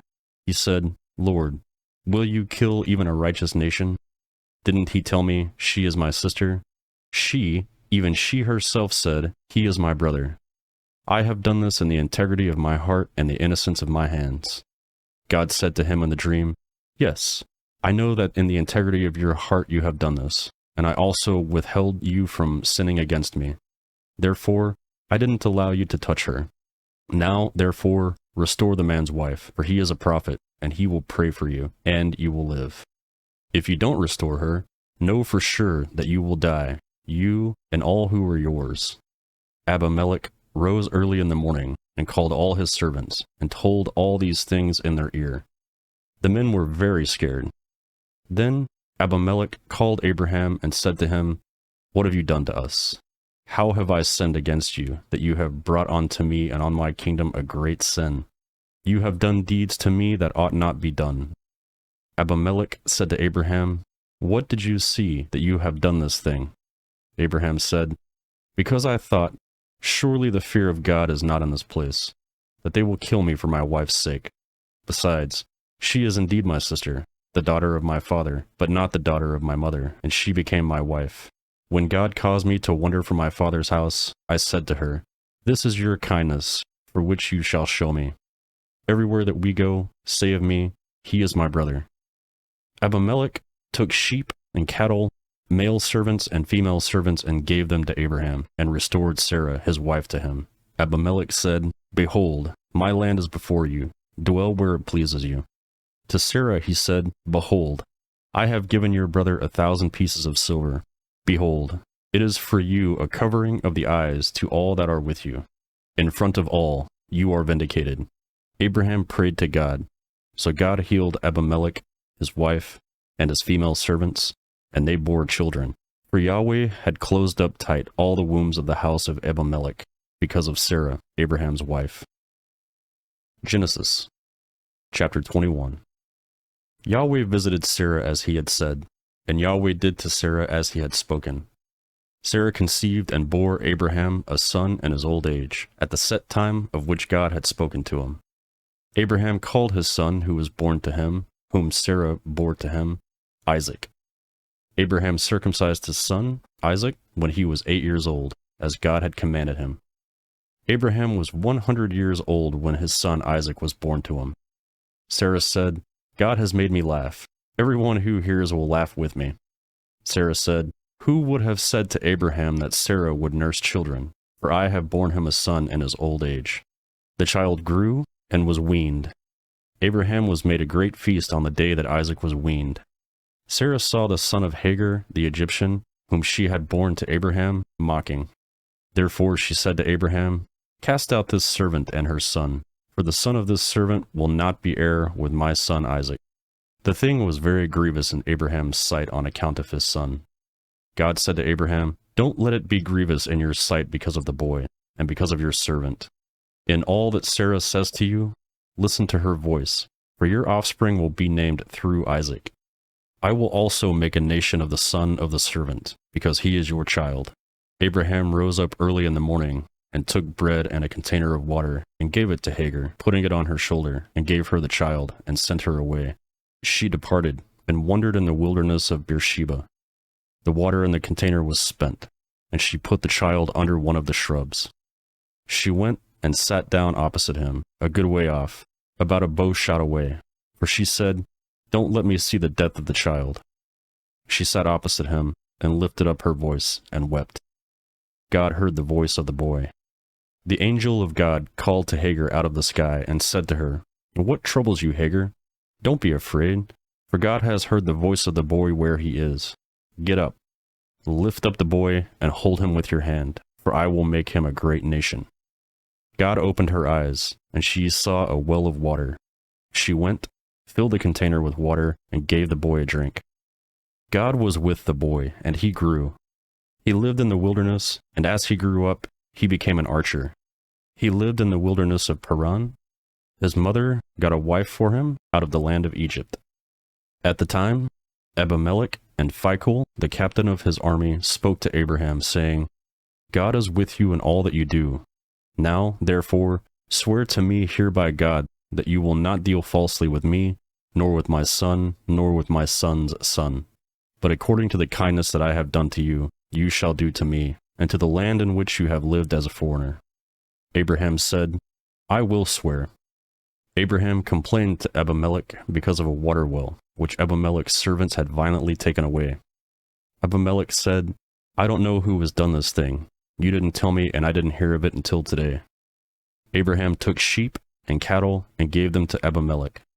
Those two made a covenant. Abraham set 7 ewe lambs of the flock by themselves. Abimelech said to Abraham, "What do these 7 ewe lambs which you have set by themselves mean?" He said, "You shall take these 7 ewe lambs from my hand, that it may be a witness to me, that I have dug this well." Therefore he called that place Beersheba, because they both swore an oath there. So they made a covenant at Beersheba. Abimelech rose up with Phicol, the captain of his army, and they returned to the land of the Philistines. Abraham planted a tamarisk tree in Beersheba, and there he called on the name of Yahweh, the everlasting God. Abraham lived as a foreigner in the land of the Philistines many days. Genesis chapter 22. After these things, God tested Abraham and said to him, "Abraham." He said, "Here I am." He said, "Now take your son, your only son, Isaac, whom you love, and go into the land of Moriah. Offer him there as a burnt offering on one of the mountains which I will tell you of." Abraham rose early in the morning, and saddled his donkey, and 2 of his young men with him, and Isaac his son. He split the wood for the burnt offering, and rose up. He went to the place of which God had told him. On the 3rd day, Abraham lifted up his eyes, and saw the place far off. Abraham said to his young men, "Stay here with the donkey. The boy and I will go over there. We will worship and come back to you." Abraham took the wood of the burnt offering and laid it on Isaac his son. He took in his hand the fire and the knife. They both went together. Isaac spoke to Abraham his father and said, "My father?" He said, "Here I am, my son." He said, "Here is the fire and the wood, but where is the lamb for a burnt offering?" Abraham said, "God will provide himself the lamb for a burnt offering, my son." So they both went together. They came to the place which God had told him of. Abraham built the altar there, and laid the wood in order, bound Isaac his son, and laid him on the altar, on the wood. Abraham stretched out his hand, and took the knife to kill his son. Yahweh's angel called to him out of the sky and said, "Abraham, Abraham." He said, "Here I am." He said, "Don't lay your hand on the boy or do anything to him, for now I know that you fear God, since you have not withheld your son, your only son, from me." Abraham lifted his eyes and looked, and saw that behind him was a ram caught in the thicket by his horns. Abraham went and took the ram, and offered him up for a burnt offering instead of his son. Abraham called the name of the place, "Yahweh will provide," As it is said to this day, on Yahweh's mountain it will be provided. Yahweh's angel called to Abraham a second time out of the sky and said, I have sworn by myself, says Yahweh, because you have done this thing and have not withheld your son, your only son, that I will bless you greatly, and I will multiply your offerings greatly like the stars of the heavens, and like the sand which is on the seashore. Your offspring will possess the gate of his enemies. All the nations of the earth will be blessed by your offering, because you have obeyed my voice. So Abraham returned to his young men, and they rose up and went together to Beersheba. Abraham lived at Beersheba. After these things, Abraham was told, Behold, Milcah, she has also borne children to your brother Nahor. Uz his firstborn, Buz his brother, Kemuel the father of Aram, Chizid, Hazo, Pildash, Jilaph, and Bethuel. Bethuel became the father of Rebekah. These 8 Milcah bore to Nahor, Abram's brother. His concubine, whose name was Reumah, also bore Teba, Gehem, Tehash, and Mecca. Genesis chapter 23. Sarah lived 127 years. This was the length of Sarah's life. Sarah died in Kiriath Arba, also called Hebron, in the land of Canaan. Abraham came to mourn for Sarah, and to weep for her. Abraham rose up before his dead and spoke to the children of Heth, saying, I am a stranger and a foreigner living with you. Give me a possession of a burying place with you, that I may bury my dead out of sight. The children of Heth answered Abraham, saying to him, Hear us, my lord. You are a prince of God among us. Bury your dead in the best of our tombs. None of us will withhold from you his tomb. Bury your dead. Abraham rose up and bowed himself to the people of the land, to the children of Heth. He talked with them, saying, If you agree that I should bury my dead out of my sight, hear me, and entreat for me to Ephron the son of Zohor, that he may sell me the cave of Machpelah, which he has, which is in the end of the field. For the full price, let him sell it to me among you a possession for a burial place. Now Ephron was sitting in the middle of the children of Heth. Ephron, the Hittite, answered Abraham in the hearing of the children of Heth, even of all who went to the gates of his city, saying, No, my lord, hear me. I give you the field, and I give you the cave that is in it. In the presence of the children of my people, I give it to you. Bury your dead. Abraham bowed himself down before the people of the land. He spoke to Ephron in the audience of the people of the land, saying, But if you will, please hear me. I will give the price of the field. Take it from me, and I will bury my dead there. Ephron answered Abraham, saying to him, My lord, listen to me. What is the price of land worth 400 shekels of silver between me and you? Therefore, bury your dead. Abraham listened to Ephron. Abraham weighed to Ephron the silver which he had named in his hearing of the children of Heth, 400 shekels of silver, according to the current merchant's standards. So the field of Ephron, which was in Machpelah, which was before Mamre, the field, the cave which was in it, and all the trees that were in the field, that were in all of its borders, were deeded to Abraham for a possession in the presence of the children of Heth, before all who went in at the gate of his city. After this, Abraham buried Sarah his wife in the cave of the field of Machpelah before Mamre, that is, Hebron, in the land of Canaan. The field and the cave that it was in were deeded to Abraham by the children of Heth as a possession for a burial place. Genesis chapter 24. Abraham was old and well advanced in age. Yahweh had blessed Abraham in all things. Abraham said to his servant, the elder of his house, who ruled over all that he had, Please put your hand under my thigh. I will make you swear by Yahweh, the God of heaven and the God of the earth, that you shall not take a wife for my son of the daughters of the Canaanites, among whom I live. But you shall go to my country and to my relatives, and take a wife for my son Isaac. The servant said to him, What if the woman isn't willing to follow me to this land? Must I bring your son again to the land where you came from? Abraham said to him, Beware that you don't bring my son there again. Yahweh, the God of heaven, who took me from my father's house and from the land of my birth, who spoke to me and who swore to me, saying, I will give this land to your offspring, and he will send his angel before you, and you shall take a wife for my son from there. If the woman isn't willing to follow you, then you shall be clear from this oath to me. Only you shall not bring my son there again." The servant put his hand under the thigh of Abraham his master and swore to him concerning this matter. The servant took 10 of his master's camels and departed, having a variety of good things to his masters with him. He arose and went to Mesopotamia, to the city of Nahor. He made the camels kneel down outside of the city by the well of water at the time of evening, the time that women go out to draw water. He said, "Yahweh, the God of my master Abraham, please give me success today and show kindness to my master Abraham. Behold, I am standing by the spring of water. The daughters of men of the city are coming out to draw water.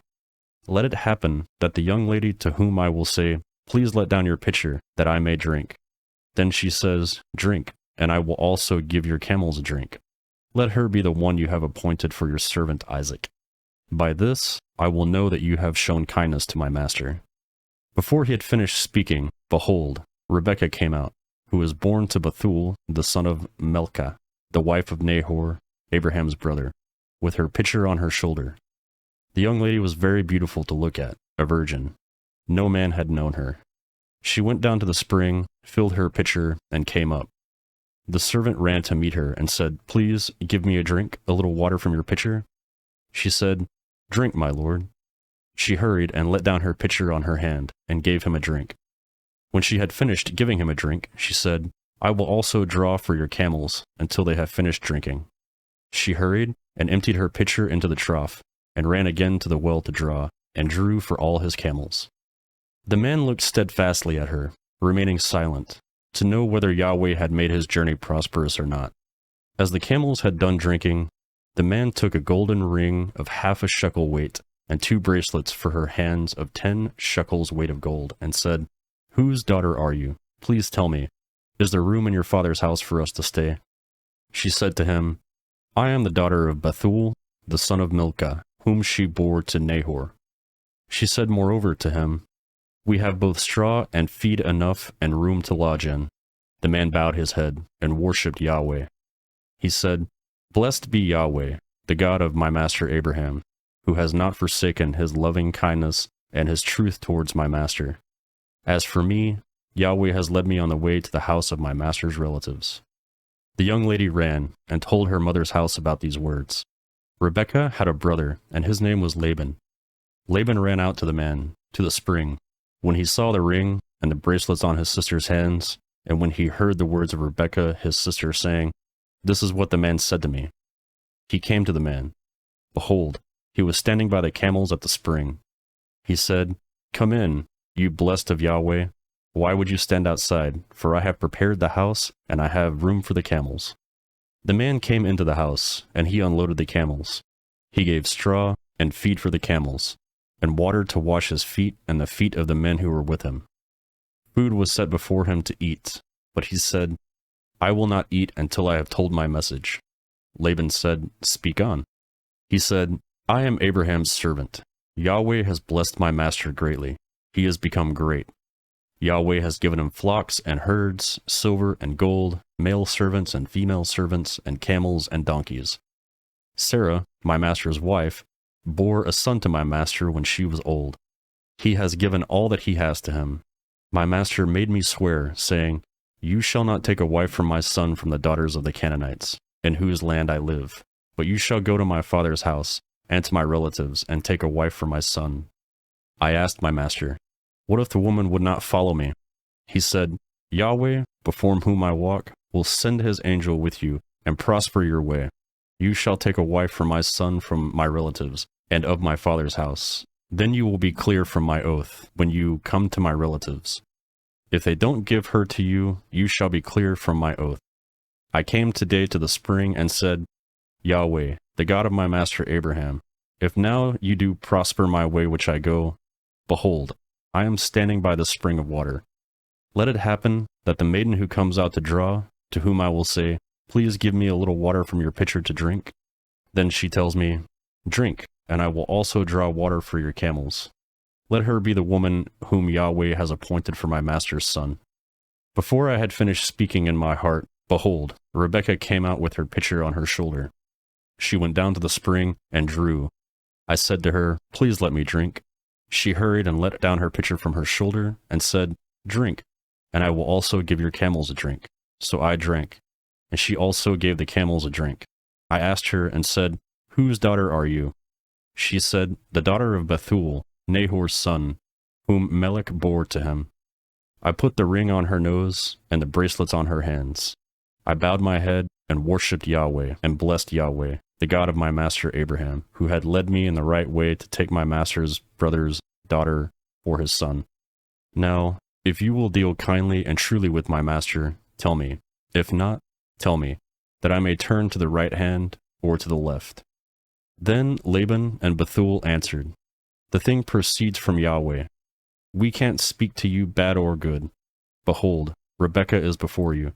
Take her and go, and let her be your master's son's wife, as Yahweh has spoken." When Abraham's servant heard these words, he bowed himself down to the earth to Yahweh. The servant brought out jewels of silver and jewels of gold and clothing and gave them to Rebekah. He also gave precious things to her brother and her mother. They ate and drank, he and the men who were with him, and stayed all night. They rose up in the morning, and he said, "Send me away to my master." Her brother and her mother said, "Let the young lady stay with us a few days, at least 10. After that, she will go." He said to them, "Don't hinder me, since Yahweh has prospered my way. Send me away that I may go to my master." They said, "We will call the young lady and ask her." They called Rebekah and said to her, "Will you go with this man?" She said, "I will go." They sent away Rebekah, their sister, with her nurse, Abraham's servant, and his men. They blessed Rebekah and said to her, "Our sister, may you be the mother of thousands of tens of thousands, and let your offspring possess the gate of those who hate them." Rebekah arose with her ladies. They rode on the camels and followed the man. The servant took Rebekah and went his way. Isaac came from the way of Beer Lahi Roi, for he lived in the land of the south. Isaac went out to meditate in the field at the evening. He lifted up his eyes and looked. Behold, there were camels coming. Rebekah lifted up her eyes, and when she saw Isaac, she got off the camel. She said to the servant, "Who is this man who is walking in the field to meet us?" The servant said, "It is my master." She took her veil and covered herself. The servant told Isaac all of the things he had done. Isaac brought her into his mother Sarah's tent and took Rebekah, and she became his wife. He loved her. So Isaac was comforted after his mother's death. Genesis chapter 25. Abraham took another wife, and her name was Keturah. She bore him Zimran, Jokshan, Medan, Midian, Ishbak, and Shua. Jokshan became the father of Sheba and Dedan. The sons of Dedan were Ashuriam, Lethushim, Lamamim. The sons of Midian were Ephah, Epher, Hanok, Abida, and Eldah. All of these were the children of Keturah. Abraham gave all that he had to Isaac, but Abraham gave gifts to the sons of Abraham's concubines. While he still lived, he sent them away from Isaac his son, eastward, to the east country. These are the days of the years of Abraham's life which he lived, 175 years. Abraham gave up his spirit and died at a good old age, an old man, and full of years, and he was gathered to his people. Isaac and Ishmael, his sons, buried him in the cave of Machpelah in the field of Ephron, the son of Zohar the Hiti, which is near Mamre, the field which Abraham purchased from the children of Heth. Abraham was buried there with his wife Sarah. After the death of Abraham, God blessed Isaac, his son. Isaac lived near Beer Leah Roi. Now this is the history of the generations of Ishmael, Abraham's son, whom Hagar the Egyptian, Sarah's servant, bore to Abraham. These are the names of the sons of Ishmael, by their names, according to the order of their birth. The firstborn of Ishmael, Nebaioth, then Kedar, Adbeel, Mibsam, Mishma, Duma, Massa, Hadad, Tema, Jitor, Naphish, and Kedemah. These are the sons of Ishmael, and these are their names, by their villages and by their encampments, 12 princes, according to their nations. These are the years of the life of Ishmael, 137 years. He gave up his spirit and died and was gathered to his people. They lived from Havilah to Shur, that is before Egypt, as you go towards Assyria. He lived opposite all his relatives. This is the history of the generations of Isaac, Abraham's son. Abraham became the father of Isaac. Isaac was 40 years old when he took Rebekah, the daughter of Bethuel, the Syrian of Padan Aram, the sister of Laban the Syrian, to be his wife. Isaac entreated Yahweh for his wife, because she was barren. Yahweh was entreated by him, and Rebekah his wife conceived. The children struggled together within her. She said, "If it is like this, why do I live?" She went to inquire of Yahweh. Yahweh said to her, "Two nations are in your womb. Two peoples will be separated from your body. The one people will be stronger than the other people. The elder will serve the younger." When her days to be delivered were fulfilled, behold, there were twins in her womb. The first came out red all over, like a hairy garment. They named him Esau, and after that his brother came out, and his hand had held on to Esau's heel. His name was Jacob. Isaac was 60 years old when she bore them. The boys grew. Esau was a skillful hunter, a man of the field. Jacob was a quiet man, living in the tents. Now Isaac loved Esau, because he ate his venison. Rebekah loved Jacob. Jacob boiled stew. Esau came in from the field, and he was famished. Esau said to Jacob, "Please feed me with some of that red stew, for I am famished." Therefore, his name is Edom. Jacob said, "First, sell me your birthright." Esau said, "Behold, I am about to die. What good is my birthright to me?" Jacob said, "Swear to me first." He swore to him. He sold his birthright to Jacob. Jacob gave Esau bread and lentil stew. He ate and drank and rose up and went his way. So Esau despised his birthright. Genesis chapter 26. There was a famine in the land, in addition to the first famine that was in the days of Abraham. Isaac went to Abimelech, king of the Philistines, to Gerar. Yahweh appeared to him and said, "Don't go down to Egypt. Live in the land I will tell you about. Live in this land, and I will be with you, and I will bless you. For I will give to you and to your offspring all these lands. I will establish the oath which I swore to Abraham your father. I will multiply your offspring as the stars of the sky, and will give all these lands to your offspring. In your offspring, all the nations of the earth will be blessed, because Abraham obeyed my voice and kept my requirements, my commandments, my statutes, and my laws." Isaac lived near Gerar. The men of the place asked him about his wife. He said, "She is my sister," for he was afraid to say, "my wife," lest, he thought, the men of the place might kill me for Rebekah, because she is beautiful to look at. When he had been there a long time, Abimelech, king of the Philistines, looked out a window and saw, and behold, Isaac was caressing Rebekah, his wife. Abimelech called Isaac and said, "Behold, surely she is your wife. Why do you say, 'She is my sister'?" Isaac said to him, "Because I said, 'Lest I die because of her.'" Abimelech said, "What is this you have done to us? One of the people might have easily lain with your wife, and you would have brought guilt on us." Abimelech commanded all the people, saying, "He who touches this man or his wife will surely be put to death." Isaac sowed in the land, and reaped in the same year 100 times what he planted. Yahweh blessed him. The man grew great, and grew more and more until he became very great. He had possessions of flocks, possessions of herds, and a great household. The Philistines envied him. Now all the wells which his father's servants had dug in the days of Abraham his father, the Philistines had stopped, and filled with earth. Abimelech said to Isaac, "Go away from us. You are much mightier than we." Isaac departed from there, and camped in the valley of Gerar, and lived there. Isaac dug again the wells of water, which they had dug in the days of Abraham his father, for the Philistines had stopped them after the death of Abraham. He called their names after the names by which his father had called them. Isaac's servant dug in the valley, and found there a well of flowing water. The herdsmen of Gerar argued with Isaac's herdsmen, saying, "The water is ours." So he called the name of the well Esek, because they contended with him. They dug another well, and they argued over that also. So he called its name Sitnah. He left the place, and dug another well, and they didn't argue over that one. So he called it Rehoboth. He said, "For now, Yahweh has made room for us, and we will be fruitful in the land." He went up from there to Beersheba. Yahweh appeared to him the same night and said, "I am the God of Abraham your father. Don't be afraid, for I am with you, and will bless you, and will multiply your offspring for my servant Abraham's sake." He built an altar there, and called on Yahweh's name, and pitched his tent there. There Isaac's servants dug a well.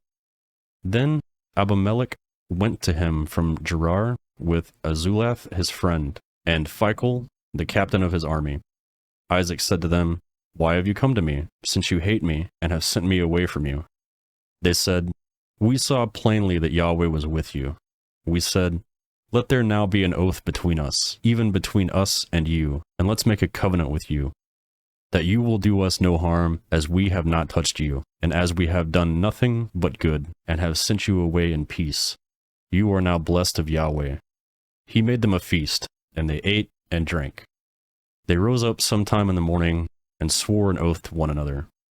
Isaac sent them away, and they departed from him in peace. The same day Isaac's servants came and told him concerning the well which they had dug, and said to him, "We have found water." He called it Sheba. Therefore, the name of the city is Beersheba to this day. When Esau was 40 years old, he took his wife Judith, the daughter of Beri the Hittite, and Basemath, the daughter of Elon the Hittite. They grieved Isaac's and Rebekah's spirits. Genesis chapter 27.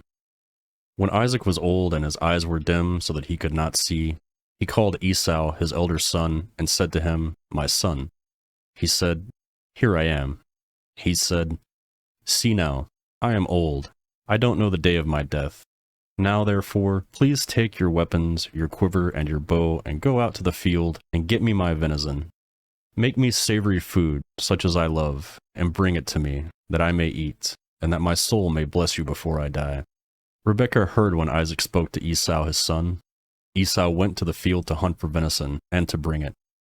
Rebekah spoke to Jacob her son, saying, "Behold, I heard your father speak to Esau your brother, saying, 'Bring me venison, and make me savory food, that I may eat, and bless you before Yahweh before my death.' Now, therefore, my son, obey my voice, according to that which I command you. Go now to the flock, and get me 2 good young goats from there. I will make them savory food for your father, such as he loves. You shall bring it to your father, that he may eat, so that he may bless you before his death." Jacob said to Rebekah his mother, "Behold, Esau my brother is a hairy man, and I am a smooth man. What if my father touches me? I will seem to him a deceiver, and I would bring a curse on myself, and not a blessing." His mother said to him, "Let your curse be on me, my son. Only obey my voice, and go get them for me." He went and got them, and brought them to his mother. His mother made savory food, such as his father loved. Rebekah took the good clothes of Esau, her elder son, which were with her in the house, and put them on Jacob, her younger son. She put the skins of the young goats on his hands and on the smooth of his neck. She gave the savory food and the bread, which she had prepared, into the hand of her son Jacob. He came to his father and said, "My father?" He said, "Here I am." "Who are you, my son?" Jacob said to his father, "I am Esau, your firstborn. I have done what you have asked me to do. Please arise and sit and eat of my venison, that your soul may bless me." Isaac said to his son, "How is it that you have found it so quickly, my son?" He said, "Because Yahweh, your God, gave me success." Isaac said to Jacob, "Please come near, that I may feel you, my son, whether you are really my son Esau or not." Jacob went near to Isaac his father. He felt him and said, "The voice is Jacob's voice, but the hands are the hands of Esau." He didn't recognize him, because his hands were hairy, like his brother Esau's hands. So he blessed him. He said, "Are you really my son Esau?" He said, "I am." He said, "Bring it near to me, and I will eat of my son's venison, that my soul may bless you." He brought it near to him, and he ate. He brought him wine, and he drank. His father Isaac said to him, "Come near now, and kiss me, my son." he came near and kissed him. He smelled the smell of his clothing and blessed him and said, "Behold, the smell of my son is the smell of a field which Yahweh has blessed. God gave you the dew of the sky, of the fatness of the earth, and plenty of grain and a new wine. Let peoples serve you, and nations bow down to you. Be lord over your brothers. Let your mother's sons bow down to you. Cursed be everyone who curses you. Blessed be everyone who blesses you." As soon as Isaac had finished blessing Jacob, and Jacob had just gone out from the presence of Isaac his father, Esau his brother came in from his hunting. He also made savory food and brought it to his father. He said to his father, "Let my father arise and eat of his son's venison, that your soul may bless me." Isaac his father said to him, "Who are you?" He said, "I am your son, your firstborn, Esau."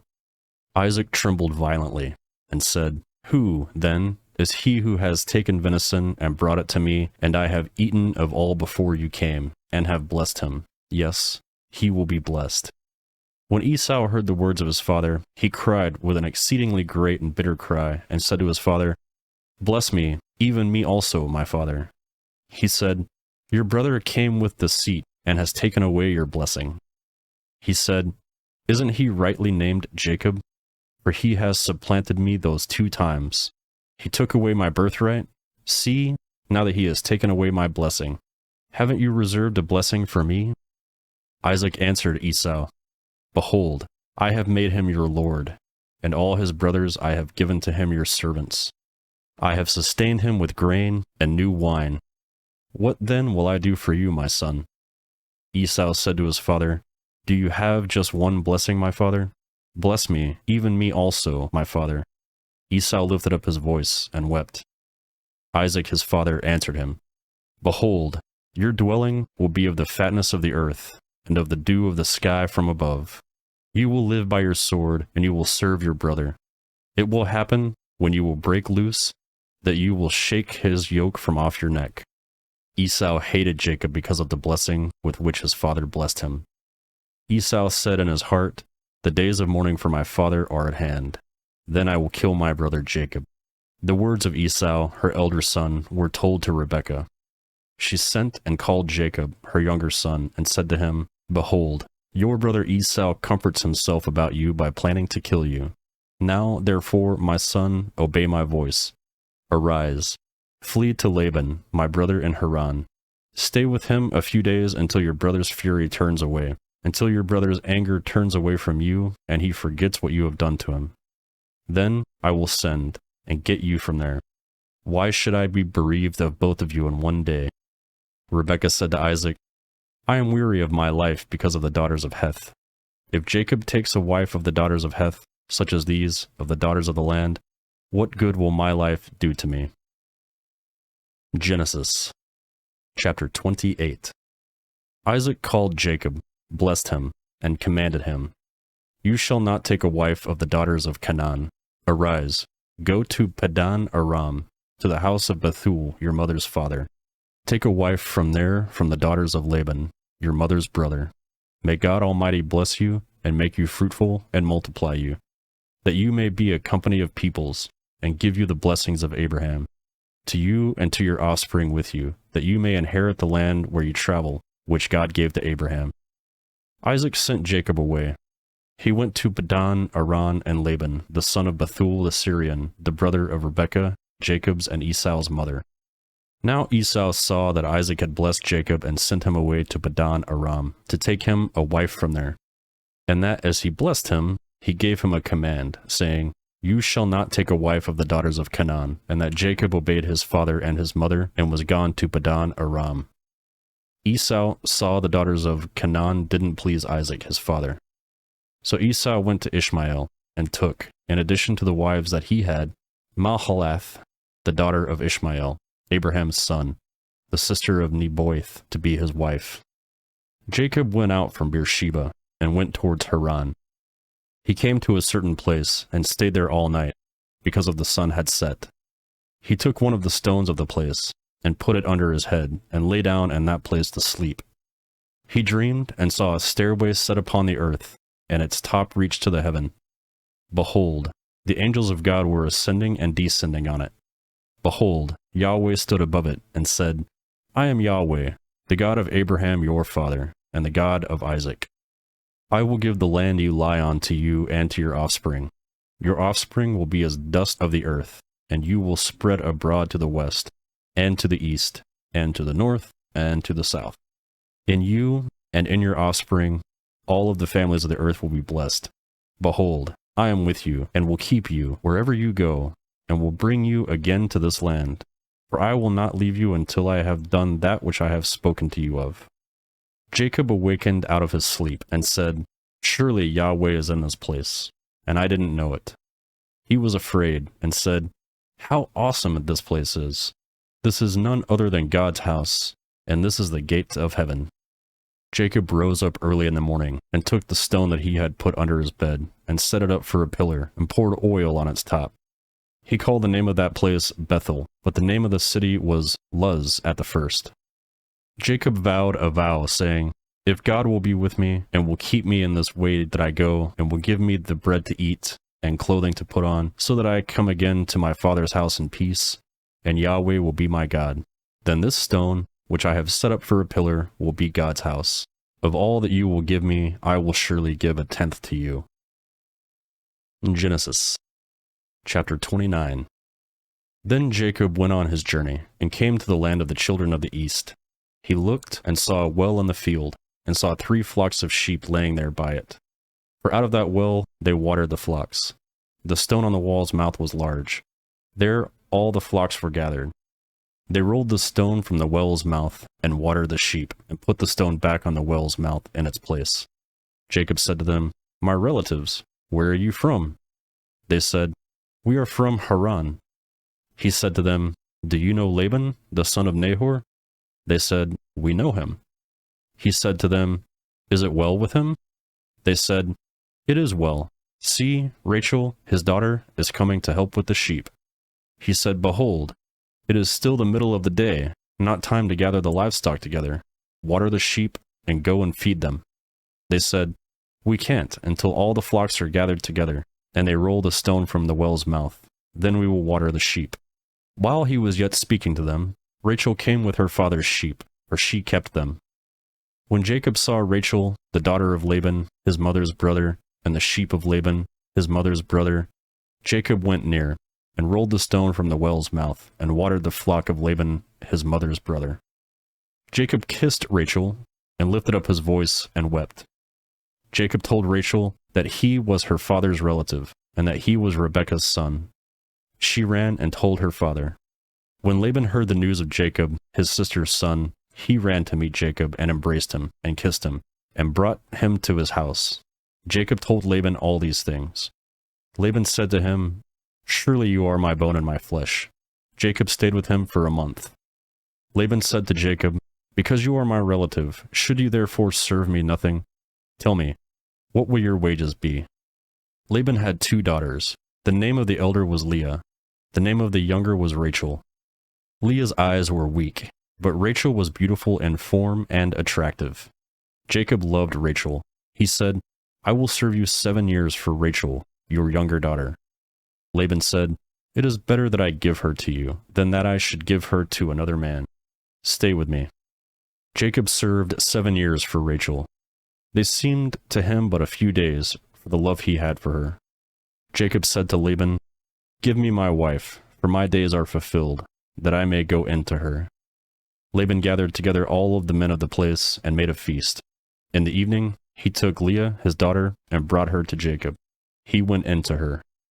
Laban gave Zilpah, his servants, to his daughter Leah for a servant. In the morning, behold, it was Leah. He said to Laban, What is this you have done to me? Didn't I serve with you for Rachel? Why then have you deceived me? Laban said, It is not done so in our place, to give the younger before the firstborn. Fulfill the week of this one, and we will give you the other also for the service which you will serve with me for 7 more years. Jacob did so, and fulfilled her week. He gave him Rachel, his daughter, as a wife. Laban gave Bilhah, his servant, to his daughter Rachel to be her servant. He went in also to Rachel, and he loved also Rachel more than Leah, and served with him 7 more years. Yahweh saw that Leah was hated, and he opened her womb, but Rachel was barren. Leah conceived and bore a son, and she named him Reuben. For she said, because Yahweh has looked at my affliction, for now my husband will love me. She conceived again and bore a son, and said, because Yahweh has heard that I am hated, he has therefore given me this son also. She named him Simeon. She conceived again and bore a son. She said, now this time my husband will be joined to me, because I have borne him 3 sons. Therefore his name was called Levi. She conceived again and bore a son. She said, this time I will praise Yahweh. Therefore she named him Judah. Then she stopped bearing. Genesis chapter 30. When Rachel saw that she bore Jacob no children, Rachel envied her sister. She said to Jacob, give me children, or else I will die. Jacob's anger burned against Rachel, and he said, am I in God's place? Who has withheld from you the fruit of the womb? She said, behold, my maid Bilhah. Go into her, that she may bear on my knees, and I also may obtain children by her. She gave him Bilhah her servant as wife, and Jacob went into her. Bilhah conceived and bore Jacob a son. Rachel said, God has judged me, and has also heard my voice, and has given me a son. Therefore she called his name Dan. Bilhah, Rachel's servant, conceived again, and bore Jacob a second son. Rachel said, I have wrestled with my sister with mighty wrestlings, and have prevailed. She named him Naphtali. When Leah saw that she had finished bearing, she took Zilpah, her servant, and gave her to Jacob as a wife. Zilpah, Leah's servant, bore Jacob a son. Leah said, how fortunate! She named him Gad. Zilpah, Leah's servant, bore Jacob a second son. Leah said, happy am I, for the daughters will call me happy. She named him Asher. Reuben went in the days of wheat harvest, and found mandrakes in the field. He brought them to his mother Leah. Then Rachel said to Leah, please give me some of your son's mandrakes. Leah said to her, is it a small matter that you have taken away my husband? Would you take away my son's mandrakes also? Rachel said, therefore he will lie with you tonight for your son's mandrakes. Jacob came from the field in the evening, and Leah went out to meet him, and said, you must come in to me, for I have surely hired you with my son's mandrakes. He lay with her that night.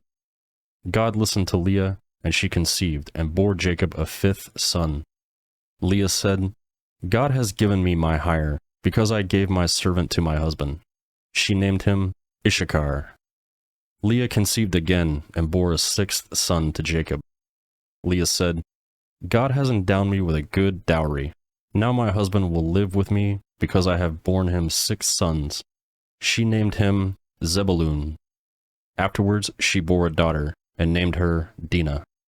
God remembered Rachel, and God listened to her, and opened her womb. She conceived, bore a son, and said, God has taken away my reproach.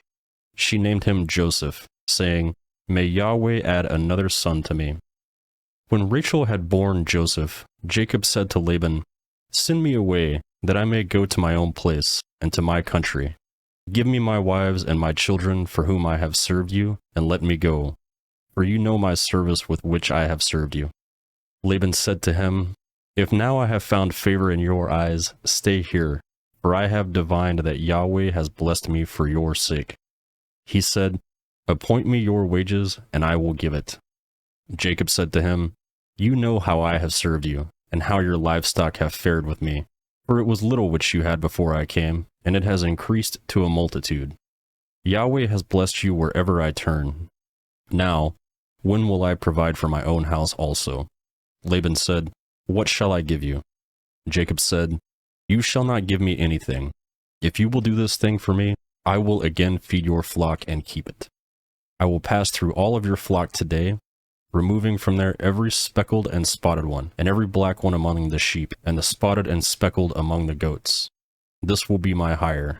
So my righteousness will answer for me hereafter, when you come concerning my hire that is before you. Every one that is not speckled and spotted among the goats, and black among the sheep that might be with me, will be considered stolen. Laban said, Behold, let it be according to your word. That day he removed the male goats that were streaked and spotted, and all the female goats that were speckled and spotted, every one that had a white in it, and all the black ones among the sheep, and he gave them into the hands of his sons. He set 3 days' journey between himself and Jacob fed the rest of Laban's flocks. Jacob took to himself rods of fresh poplar, almond, and plane tree, peeled white streaks in them, and made the white appear which was in the rods. He set the rods, which he had peeled opposite the flocks in the watering troughs where the flocks came to drink. They conceived when they came to drink.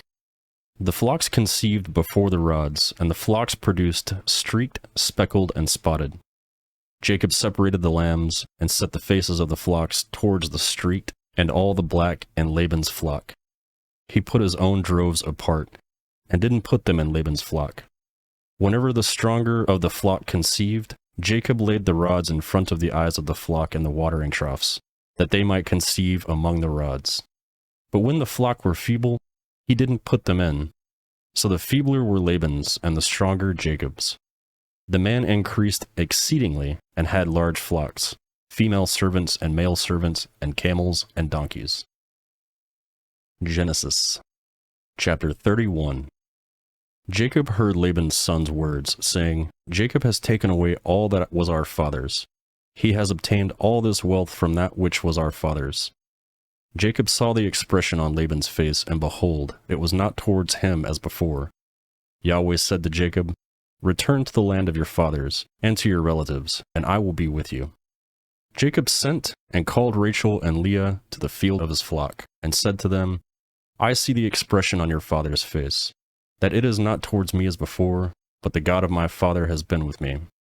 You know that I have served your father with all my strength. Your father has deceived me and changed my wages 10 times, but God didn't allow him to hurt me. If he said, The speckled will be your wages, then all of the flock bore speckled. If he said, The streaked will be your wages, then all of the flock bore streaked.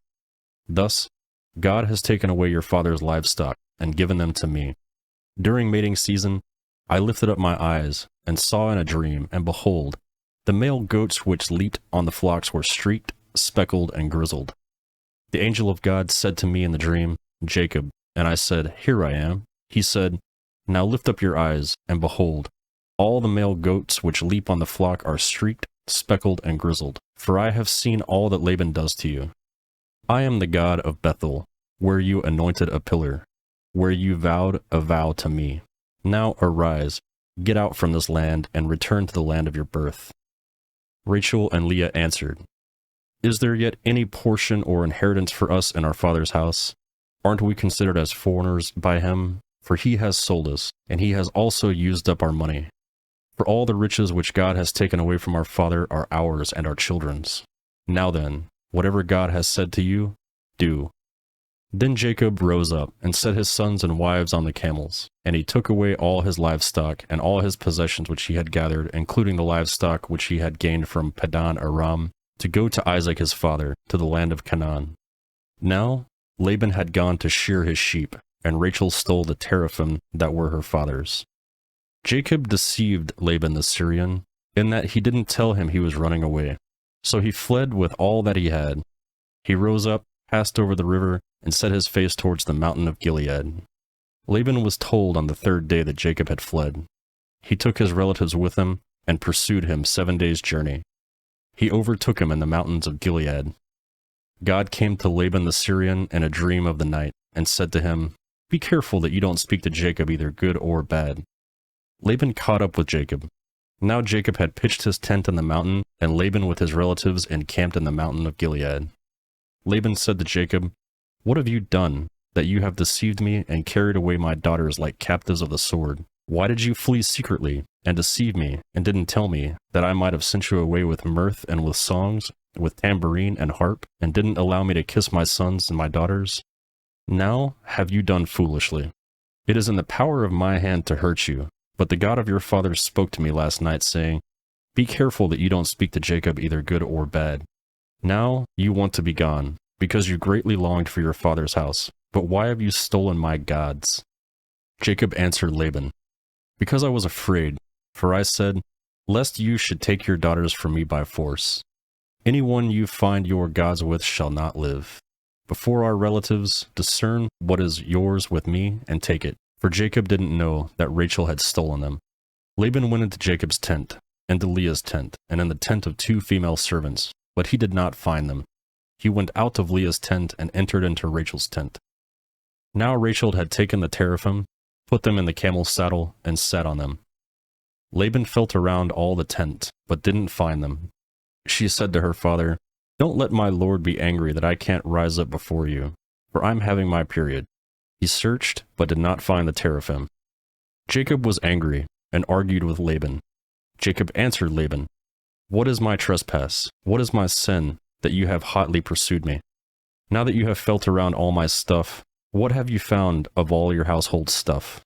Set it here before my relatives and your relatives, that they may judge between us 2. These 20 years I have been with you, your ewes and your female goats had not cast their young, and I haven't eaten the rams of your flocks. That which was torn of animals, I didn't bring to you. I bore its loss. Of my hand you required it, whether stolen by day or stolen by night. This was my situation. And the day the drought consumed me, and the frost by night, and my sleep fled from my eyes. These 20 years I have been in your house. I served you 14 years for your 2 daughters, and 6 years for your flock, and you have changed my wages 10 times. Unless the God of my father, the God of Abraham, and the fear of Isaac had been with me, surely now you would have sent me away empty. God has seen my affliction and the labor of my hands, and rebuked you last night." Laban answered Jacob, "The daughters are my daughters, the children are my children, the flocks are my flocks, and all that you see is mine.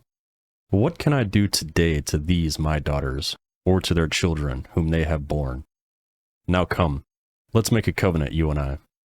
Let it be for a witness between me and you." Jacob took a stone and set it up for a pillar. Jacob said to his relatives, "Gather stones." They took stones and made a heap. They ate there by the heap. Laban called it Jagar Sahadhutha, but Jacob called it Gilead. Laban said, "This heap is witness between me and you today." Therefore it was named Gilead and Mizpah, for he said, "Yahweh watch between me and you, when we are absent from one another. If you afflict my daughters, or if you take wives in addition to my daughters, no man is with us. Behold, God is witness between me and you."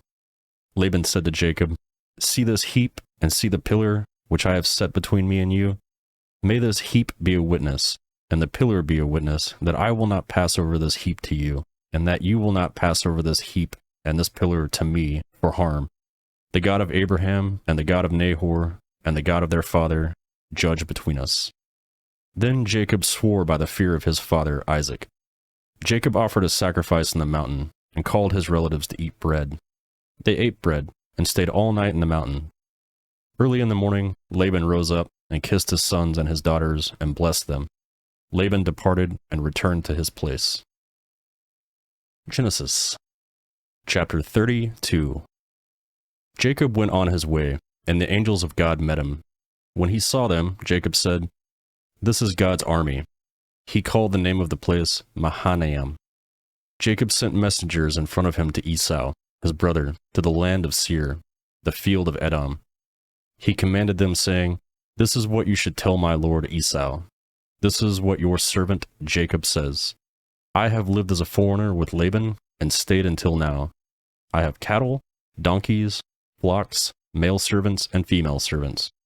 I have sent to tell my lord that I may find favor in your sight." The messengers returned to Jacob, saying, "We came to your brother Esau. He is coming to meet you, and 400 men are with him."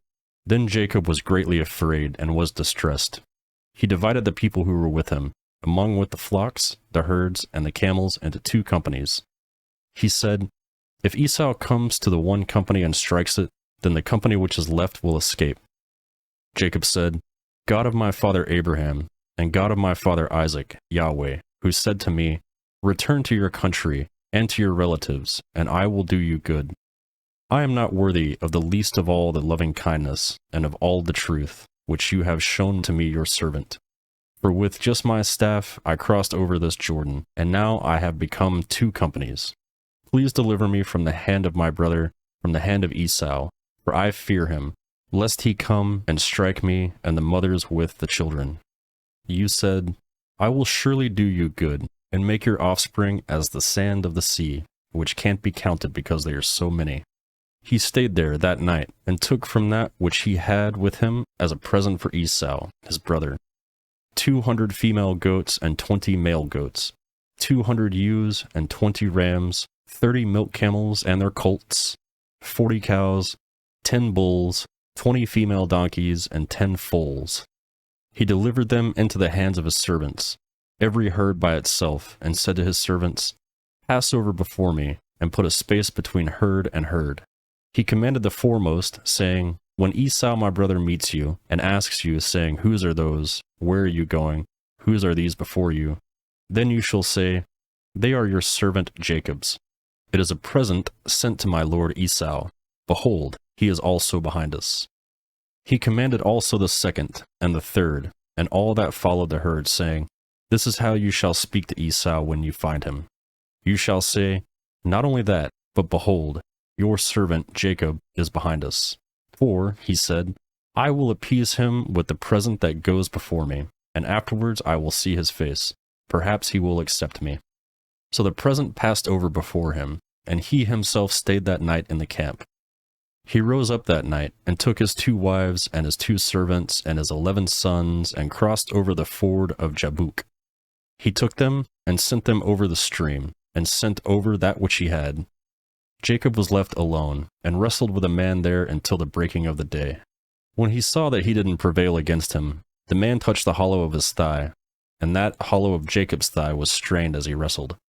The man said, Let me go, for the day breaks. Jacob said, I won't let you go unless you bless me. He said to him, What's your name? He said, Jacob. He said, Your name will no longer be called Jacob, but Israel, for you have fought with God and with men and have prevailed. Jacob asked him, Please tell me your name. He said, Why is it that you ask what my name is? So he blessed him there.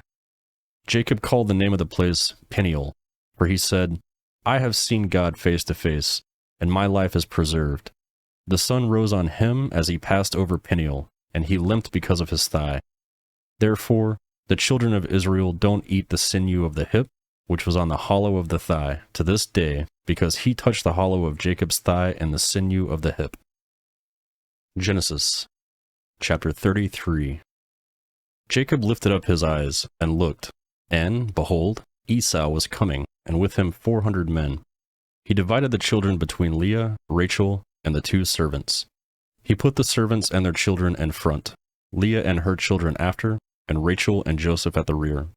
He himself passed over in front of them, and bowed himself to the ground 7 times until he came near to his brother. Esau ran to meet him, embraced him, fell on his neck, kissed him, and they wept. He lifted up his eyes and saw the women and the children, and said, Who are these with you?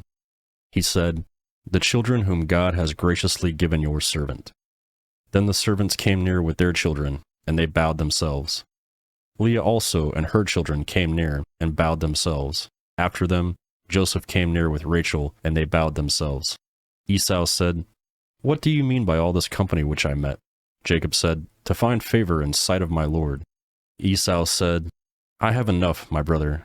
Let that which you have be yours. Jacob said, Please, no. If I have now found favor in your sight, then receive my presents at my hand. Because I have seen your face, as one sees the face of God, and you were pleased with me. Please take the gift that I brought to you, because God has dealt graciously with me, and because I have enough. He urged him, and he took it. Esau said, Let's take our journey, and let's go, for I will go before you. Jacob said to him, My Lord knows that the children are tender, and that the flocks and the herds with me have their young, and if they overdrive them one day, all the flocks will die. Please let my Lord pass over before this servant, and I will lead on gently, according to the pace of the livestock that are before me, and according to the pace of the children, until I come to my Lord to Seir. Esau said, Let me now leave with you some of my people who are with me. He said, Why? Let me find favor in the sight of my Lord. So Esau returned that day on his way to Seir. Jacob traveled to Succoth and built himself a house and made shelters for his livestock. Therefore, the name of the place is called Succoth. Jacob came in peace to the city of Shechem, which is in the land of Canaan. When he came from Padam Aram and encamped before the city, he bought the parcel of ground where he had spread his tent, and at the hand of the children of Hamor, Shechem's father, for 100 pieces of money. He erected an altar there, and called it El-Ho Israel. Genesis chapter 34. Dinah, the daughter of Leah, whom she bore to Jacob, went out to see the daughters of the land. Shechem, the son of Hamor, the Hivite, the prince of the land, saw her. He took her, lay with her, and humbled her. His soul joined to Dinah, the daughter of Jacob, and he loved the young lady and spoke kindly to the young lady. Shechem spoke to his father, Hamor, saying, "Get me this young lady as a wife." Now Jacob heard that he had defiled Dinah, his daughter, and his sons were with his livestock in the field. Jacob held his peace until they came. Hamor, the father of Shechem, went out to Jacob to talk with him.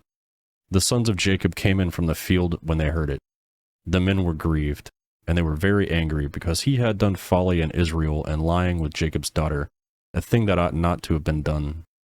Hamor talked with them, saying, "The soul of my son, Shechem, longs for your daughter.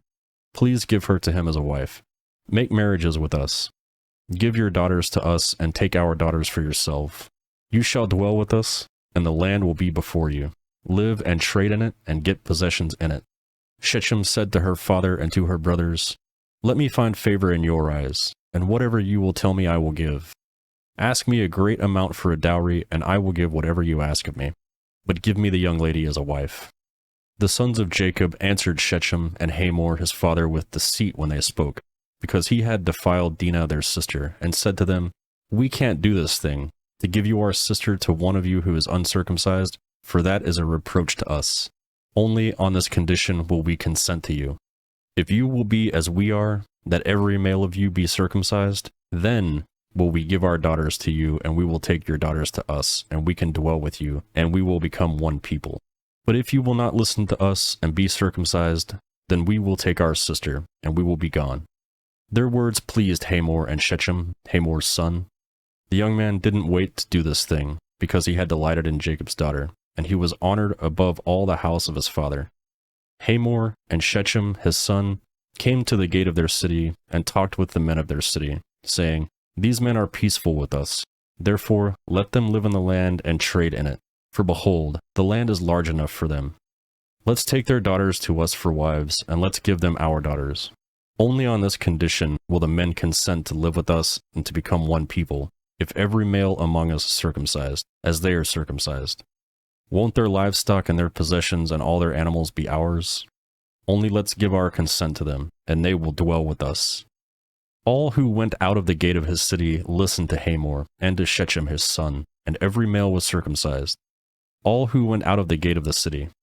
On the third day, when they were sore, two of Jacob's sons, Simeon and Levi, Dinah's brothers, each took his sword, came upon the unsuspecting city, and killed all the males. They killed Hamor and Shechem his son with the edge of the sword, and took Dinah out of Shechem's home and went away. Jacob's sons came upon the dead and plundered the city because they had defiled their sister. They took their flocks, their herds, their donkeys, that which was in the city and that which was in the field, and all their wealth. They took captive all their little ones and their wives, and took as plunder everything that was in the house.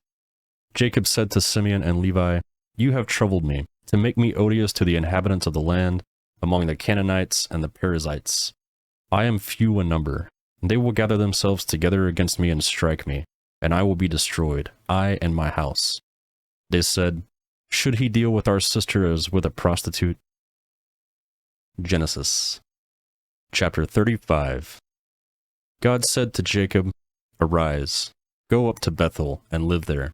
Make there an altar to God, who appeared to you when you fled from the face of Esau your brother." Then Jacob said to his household and to all who were with him, "Put away the foreign gods that are among you.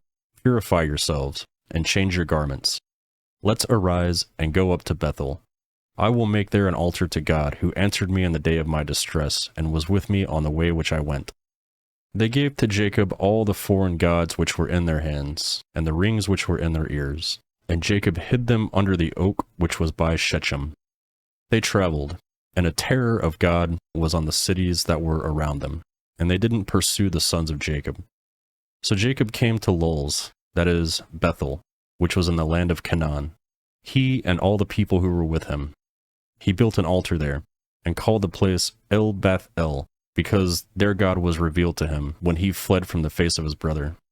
Deborah, Rebekah's nurse, died, and when she was buried below Bethel under the oak, and its name was called Elon Bakuth. God appeared to Jacob again, when he came from Padan Aram, and blessed him. God said to him, "Your name is Jacob. Your name shall not be Jacob any more, but your name will be Israel." He named him Israel. God said to him, "I am God Almighty. Be fruitful and multiply. A nation and a company of nations will be from you, and kings will come out of your body. The land which I gave to Abraham and Isaac, I will give it to you, and to your offspring after you, that I will give the land." God went up from him in the place where he spoke with him. Jacob set up a pillar in the place where he spoke with him, a pillar of stone. He poured out a drink offering on it and poured oil on it. Jacob called the name of the place where God spoke to him Bethel. They traveled from Bethel. There was still some distance to come to Ephrath, and Rachel travailed. She had hard labor. When she was in hard labor, the midwife said to her, "Don't be afraid, for now you will have another son." As her soul was departing, for she died, she named him Benani, but his father named him Benjamin. Rachel died and was buried on the way to Ephrath, also called Bethlehem. Jacob set up a pillar on her grave, the same as the pillar of Rachel's grave to this day. Israel traveled and spread his tent beyond the Tower of Eder. While Israel lived in that land, Reuben went and lay with Bilhah, his father's concubine, and Israel heard of it. Now the sons of Jacob were 12.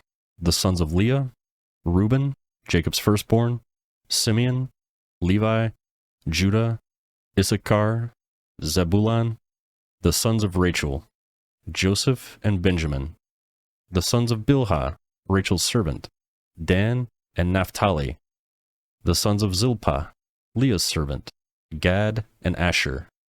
These are the sons of Jacob, who were born unto him in Padan Aram. Jacob came to Isaac his father, to Mamre, to Kiriath Arba, which is Hebron, where Abraham and Isaac lived as foreigners.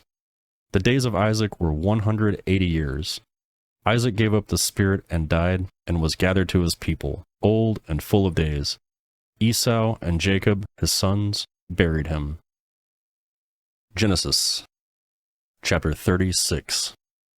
Now this is the history of the generations of Esau, that is, Edom. Esau took his wives from the daughters of Canaan, Adah, the daughter of Elon, the Hittite, and Oholibaham, the daughter of Anah, the daughter of Zibeon, the Hevite, and Basemath, Ishmael's daughter, sister of Nebaioth. Adah bore to Esau Eliphaz. Basemath bore Reuel. Oholibama bore Jeush, Jalam, and Korah. These are the sons of Esau, who were born to him in the land of Canaan. Esau took his wives, his sons, his daughters, and all of the members of his household, with his livestock, and all his animals, and all his possessions, which he had gathered in the land of Canaan, and went into the land away from his brother Jacob. For their substance was too great for them to dwell together, and the land of their travels couldn't bear them because of their livestock. Esau lived in the hill country of Seir. Esau is Edom. This is the history of the generations of Esau, the father of the Edomites, and the hill countries of Seir. These are the names of Esau's sons: Eliphaz, the son of Adah, the wife of Esau, and Reuel, the son of Basemath, the wife of Esau. The sons of Eliphaz were Teman, Omar, Zepho, Gatam, and Kenaz. Timnah was a concubine to Eliphaz, Esau's son, and she bore to Eliphaz Amalek. These are the descendants of Adah, Esau's wife. These are the sons of Reuel: Nahath, Zerah, Shema, and Mizah. These were the descendants of Basemath, Esau's wife. These were the sons of Oholibamah, the daughter of Anna, the daughter of Zibeon, Esau's wife. She bore to Esau Jeush, Jalam, and Korah. These are the chiefs of the son of Esau. The sons of Eliphaz, the firstborn of Esau, chief Teman, chief Omar, chief Zepho, chief Kenaz, chief Korah, chief Gatam, chief Amalek. These are the chiefs who came of Eliphaz in the land of Edom. These are the sons of Adah. These are the sons of Reuel, Esau's son, chief Nahath, chief Zerah, chief Shema, chief Mizah. These are the chiefs who came out of Reuel in the land of Edom. These are the sons of Basemath, Esau's wife. These are the sons of Oholibamah, Esau's wife, chief Jehu, chief Jalam, chief Korah. These are the chiefs who came out of Oholibamah, the daughter of Enah, Esau's wife. These are the sons of Esau, that is, Edom, and these are their chiefs. These are the sons of Seir, the Horites, the inhabitants of the land: Lotan, Shobal, Zibeon, Anah, Dishon, Ezer, and Dishan. These are the chiefs who came of the Horites, the children of the Seir, and the land of Edom. The children of Lotan were Hori and Heman. Lotan's sister was Timnah. These are the children of Shobal: Alvan, Manahath, Ebal, Shepo, Onam. These are the children of Zimeon: Aya and Anah. This is Anah who found the hot springs in the wilderness, as he fed the donkeys of Zibeon his father. These are the children of Anah: Dishon and Oholibamah, the daughter of Anah. These are the children of Dishon: Hemdan, Eshban, Ithran, Cheran. These are the children of Ezer: Bilnah, Zaavan, and Akan. These are the children of Dishan: Uz and Aran. These are the chiefs who came of the Horites: chief Loan, chief Shobal, chief Zibeon, chief Anah, chief Dishon, chief Ezer, and chief Dishan. These are all the chiefs who came of the Horites, according to their chiefs in the land of Seir. These are the kings who reigned in the land of Edom, before any king reigned over the children of Israel. Bela, the son of Beor, reigned in Edom. The name of his city was Dinhabah. Bela died, and Jabab, the son of Zerah and Bozrah, reigned in his place. Jabab died, and Husham, of the land of the Timonites, reigned in his place. Husham died, and Hadad, the son of Bedad, who struck Midian in the field of Moab, reigned in his place. The name of his city was Avith. Hadad died, and Samlah of Mesrekah reigned in his place. Samlah died, and Shaul of Rehoboth by the river reigned in his place. Shaul died, and Baal-Hanan, the son of Archbor, reigned in his place. Baal-Hanan, the son of Archbor, died, and Hadar reigned in his place. The name of his city was Pau. His wife's name was Mehetabel, the daughter of Matred, the daughter of Mezahab. These are the names of the chiefs who came from Esau, according to their families, after their places, and by their names: Chief Timnah, Chief Alva, Chief Jetheth, Chief Oholibamah, Chief Elah, Chief Pinion, Chief Kenaz, Chief Timen, Chief Mibzar, Chief Magdiel, and Chief Iram.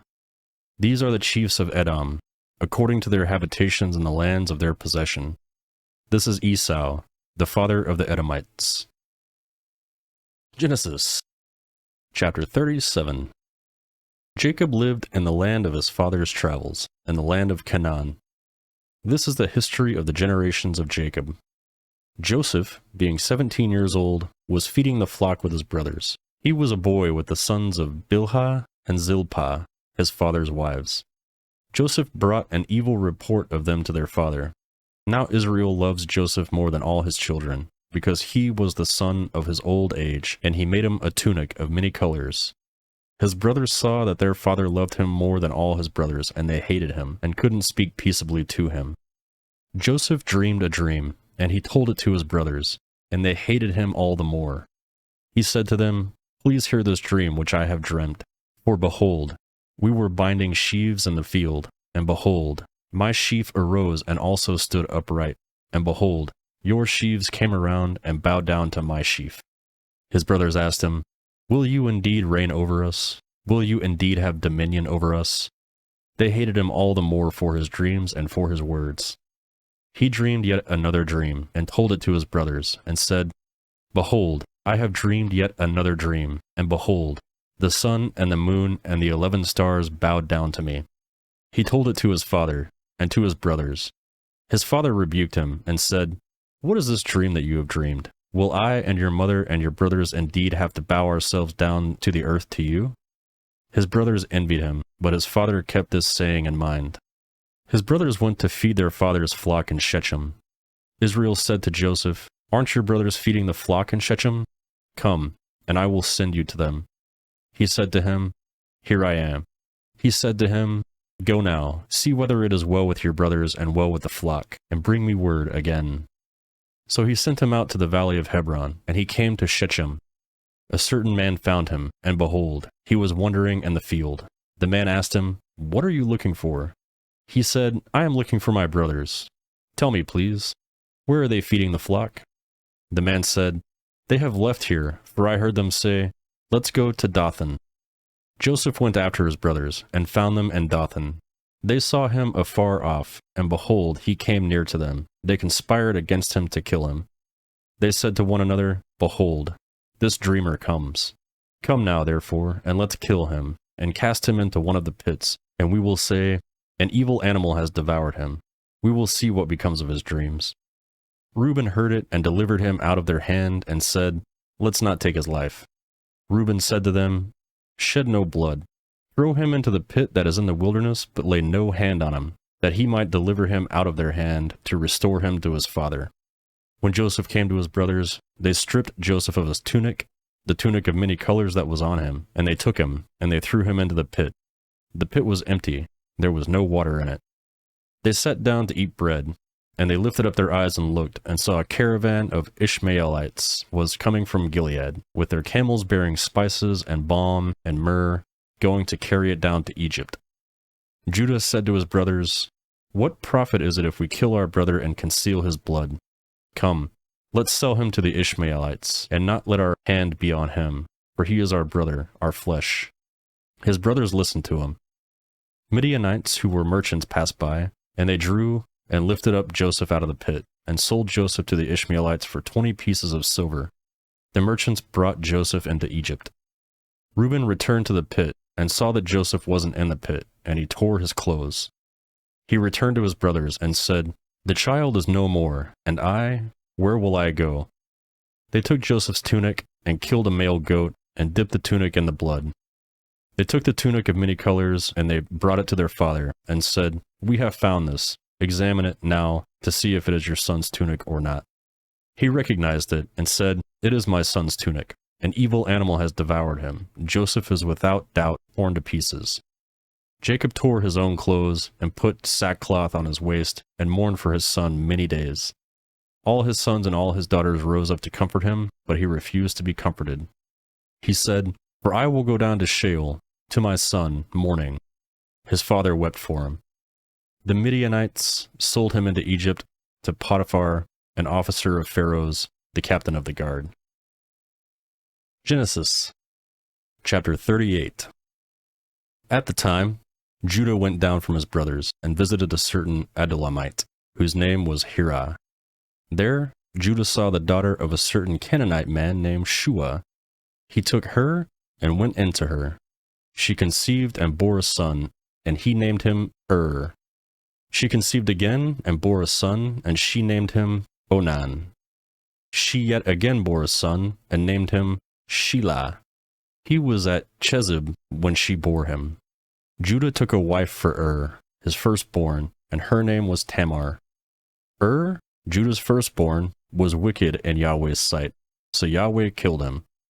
Judah said to Onan, "Go into your brother's wife, and perform the duty of a husband's brother to her, and raise up offspring for your brother." Onan knew that the offspring wouldn't be his, and when he went into his brother's wife, he spilled his semen on the ground, lest he should give offspring to his brother. The thing which he did was evil in Yahweh's sight, and he killed him also. When Judah said to Tamar, his daughter-in-law, "Remain a widow in your father's house until Shelah, my son, is grown up, lest he also die like his brothers." Tamar went and lived in her father's house. After many days, Shua's daughter, the wife of Judah, died. Judah was comforted, and went up to his sheep shearers in Timnah, he and his friend Hira, the Adullamite. Tamar was told, "Behold, your father-in-law is going up to Timnah to shear his sheep." She took off the garments of her widowhood, and covered herself with a veil, and wrapped herself, and sat in the gate of Eniam, which is on the way to Timnah. For she saw that Shelah was grown up, and she wasn't given him as a wife. When Judah saw her, he thought that she was a prostitute, for she had covered her face. He turned to her by the way, and said, "Please come, let me come in to you," for he didn't know that she was his daughter-in-law. She said, "What will you give me, that you may come in to me?" And he said, "I will send you a young goat from the flock." She said, "Will you give me a pledge until you send it?" He said, "What pledge will I give you?" She said, "Your signet, and your cord, and your staff that is in your hand." He gave them to her, and he came in to her, and she conceived by him. She arose and went away, and put off her veil from her, and put on the garments of her widowhood. Judah sent the youngest goat by the hand of his friend, the Adullamite, to receive the pledge from the woman's house, but he didn't find her. Then he asked the men of her place, saying, "Where is the prostitute that was at Eniam by the road?" They said, "There has been no prostitute here." He returned to Judah and said, "I haven't found her." And also the men of the place said, "There has been no prostitute here." Judah said, "Let her keep it, lest we be shamed. Behold, I sent this young goat, and you haven't found her." About 3 months later, Judah was told, "Tamar, your daughter-in-law, has played the prostitute. Moreover, behold, she is with child by prostitution." Judah said, "Bring her out, and let her be burned." When she was brought out, she sent to her father-in-law, saying, "I am with child by the man who owns these." She said also, "Please discern whose these are, the signet, and the cords, and the staff." Judah acknowledged them, and said, "She is more righteous than I, because I didn't give her to Shelah, my son." He knew her again no more. In the time of her travail, behold, twins were in her womb. When she travailed, one put out a hand, and the midwife took it, and tied a scarlet thread on his hand, saying, "This came out first." As he drew back his hand, behold, his brother came out, and she said, "Why have you made a breach of yourself?" Therefore his name was called Perez. Afterward his brother came out, who had the scarlet thread on his hand, and his name was called Zerah. Genesis chapter 39. Joseph was brought down to Egypt. Potiphar, an officer of Pharaoh's, the captain of the guard, an Egyptian, bought him from the hand of the Ishmaelites that had brought him down there. Yahweh was with Joseph, and he was a prosperous man. He was in the house of his master the Egyptian. His master saw that Yahweh was with him, and that Yahweh made all that he did prosper in his hand. Joseph found favor in his sight. He ministered to him, and Potiphar made him overseer of the house, and all that he had put into his hand. From the time that he made him overseer of the house, and over all that he had, Yahweh blessed the Egyptian's house for Joseph's sake. Yahweh's blessing was on all that he had, in the house and in the field. He left all that he had in Joseph's hand, and didn't concern himself with anything, except for the food which he ate. Joseph was well built and handsome. After these things, his master's wife set her eyes on Joseph, and she said, "Lie with me." But he refused, and said to his master's wife, "Behold, my master doesn't know what is with me in the house, and he has put all that he has into my hand. No one is greater than the house than I am, and he has not kept back anything from me but you, because you are his wife. How then can I do this great wickedness and sin against God?" As she spoke to Joseph day by day, he didn't listen to her, or lie by her, or be with her. About this time, He went into the house to do his work, and there were none of the men in the house inside. She caught him by his garment, saying, "Lie with me." He left his garment in her hand and ran outside. When she saw that he had left her garment in her hand and had run outside, she called on the men of her house and spoke to them, saying, "Behold, he has brought a Hebrew into us to mock us. He came in to lie with me, and I cried with a loud voice. When he heard that I lifted up my voice and cried, he left his garment by me and ran outside. She laid up his garment by her until his master came home. She spoke with him according to these words, saying, 'The Hebrew servant, whom you have brought to us, came in to me to mock me.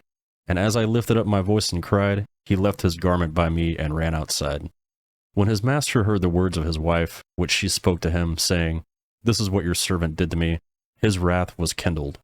Joseph's master took him and put him into the prison, the place where the king's prisoners were bound, and he was in their custody. But Yahweh was with Joseph, and showed kindness to him, and gave him favor in the sight of the keeper of the prison. The keeper of the prison committed to Joseph's hand all of the prisoners who were in prison. Whatever they did there, he was responsible for it. The keeper of the prison didn't look after anything that was under his hand, because Yahweh was with him, and that which he did, Yahweh made it prosper. Genesis chapter 40. After these things, the butler of the king of Egypt and his baker offended their lord, the king of Egypt. Pharaoh was angry with his two officers, the chief cupbearer and the chief baker. He put them in custody in the house of the captain of the guard, into the prison, the place where Joseph was bound. The captain of the guard assigned them to Joseph, and he took care of them. They stayed in prison many days. They both dreamed a dream, each man his dream, and one night, each man according to the interpretation of his dream, the cupbearer and the baker of the king of Egypt, who were bound in prison. Joseph came into them in the morning, and saw them, and saw that they were sad. He asked Pharaoh's officers who were with him in custody in his master's house, saying, "Why do they look so sad today?" They said to him, "We have dreamed a dream, and there is no one who can interpret it." Joseph said to them, "Don't interpretations belong to God? Please tell it to me." The chief cupbearer told his dream to Joseph, and said to him, "In my dream, behold, a vine was in front of me, and in the vine there were 3 branches. It was as though it budded, it blossomed, and its clusters produced ripe grapes. Pharaoh's cup was in my hand, and I took the grapes, and pressed them into Pharaoh's cup, and I gave the cup into Pharaoh's hand." Joseph said to him, "This is its interpretation. The 3 branches are 3 days. Within 3 more days, Pharaoh will lift up your head and restore you to your office, but you will give Pharaoh's cup into his hand, the way you did when you were his cupbearer. But remember me when it is well with you. Please show kindness to me, and make mentions of me to Pharaoh, and bring me out of this house. For indeed, I was stolen away out of the land of the Hebrews, and here also I have done nothing that they should put me in the dungeon." When the chief baker saw that the interpretation was good, he said to Joseph, "I also was in my dream, and behold, 3 baskets of white bread were on my head. In the utmost basket there were all kinds of baked food for the Pharaoh, and the birds ate them out of the baskets on my head." Joseph answered, "This is its interpretation. The 3 baskets are 3 days. Within 3 more days, Pharaoh will lift up your head from off you, and will hang you in a tree, and the birds will eat your flesh from off of you." On the 3rd day, which was Pharaoh's birthday, he made a feast for all his servants, and he lifted up the head of the chief cupbearer and the head of the chief baker among his servants. He restored the chief cupbearer to his position again, and he gave the cup into Pharaoh's hand. But he hanged the chief baker, as Joseph had interpreted to them. Yet the chief cupbearer didn't remember Joseph, but forgot him. Genesis chapter 41. At the end of 2 full years, Pharaoh dreamed, and behold, he stood by the river. Behold, 7 cattle came out of the river. They were sleek and fat, and they fed in the marsh grass. Behold, 7 other cattle came up after them out of the river, ugly and thin, and stood by the other cattle on the brink of the river. The ugly and thin cattle ate up the 7 sleek and fat cattle. So Pharaoh awoke. He slept and dreamt a second time, and behold, 7 heads of grain came up on one stalk, healthy and good. Behold, 7 heads of grain, thin and blasted with the east wind, sprung up after them. The thin heads of grain swallowed up the 7 healthy and full ears. Pharaoh awoke, and behold, it was a dream. In the morning, his spirit was troubled, and he sent and called for all of Egypt's magicians and wise men. Pharaoh told them his dreams, but there was no one who could interpret them to Pharaoh. Then the chief cupbearer spoke to Pharaoh, saying, I remember my faults today.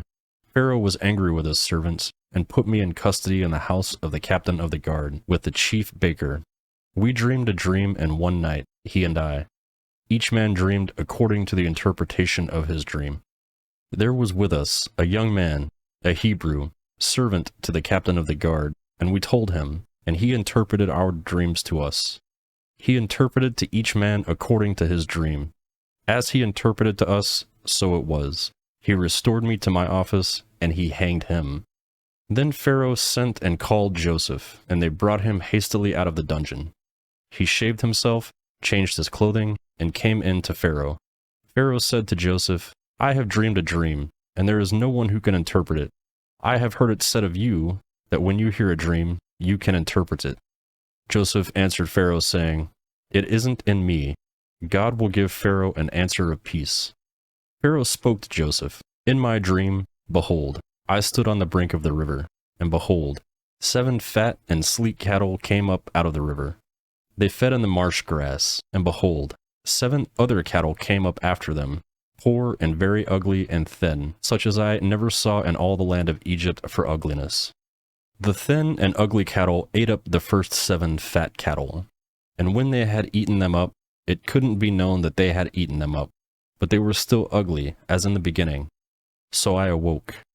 I saw in my dream, and behold, 7 heads of grain came up on one stalk, full and good, and behold, 7 heads of grain, withered, thin, and blasted, with the east wind, sprung up after them. The thin heads of grain swallowed up the 7 good heads of grain.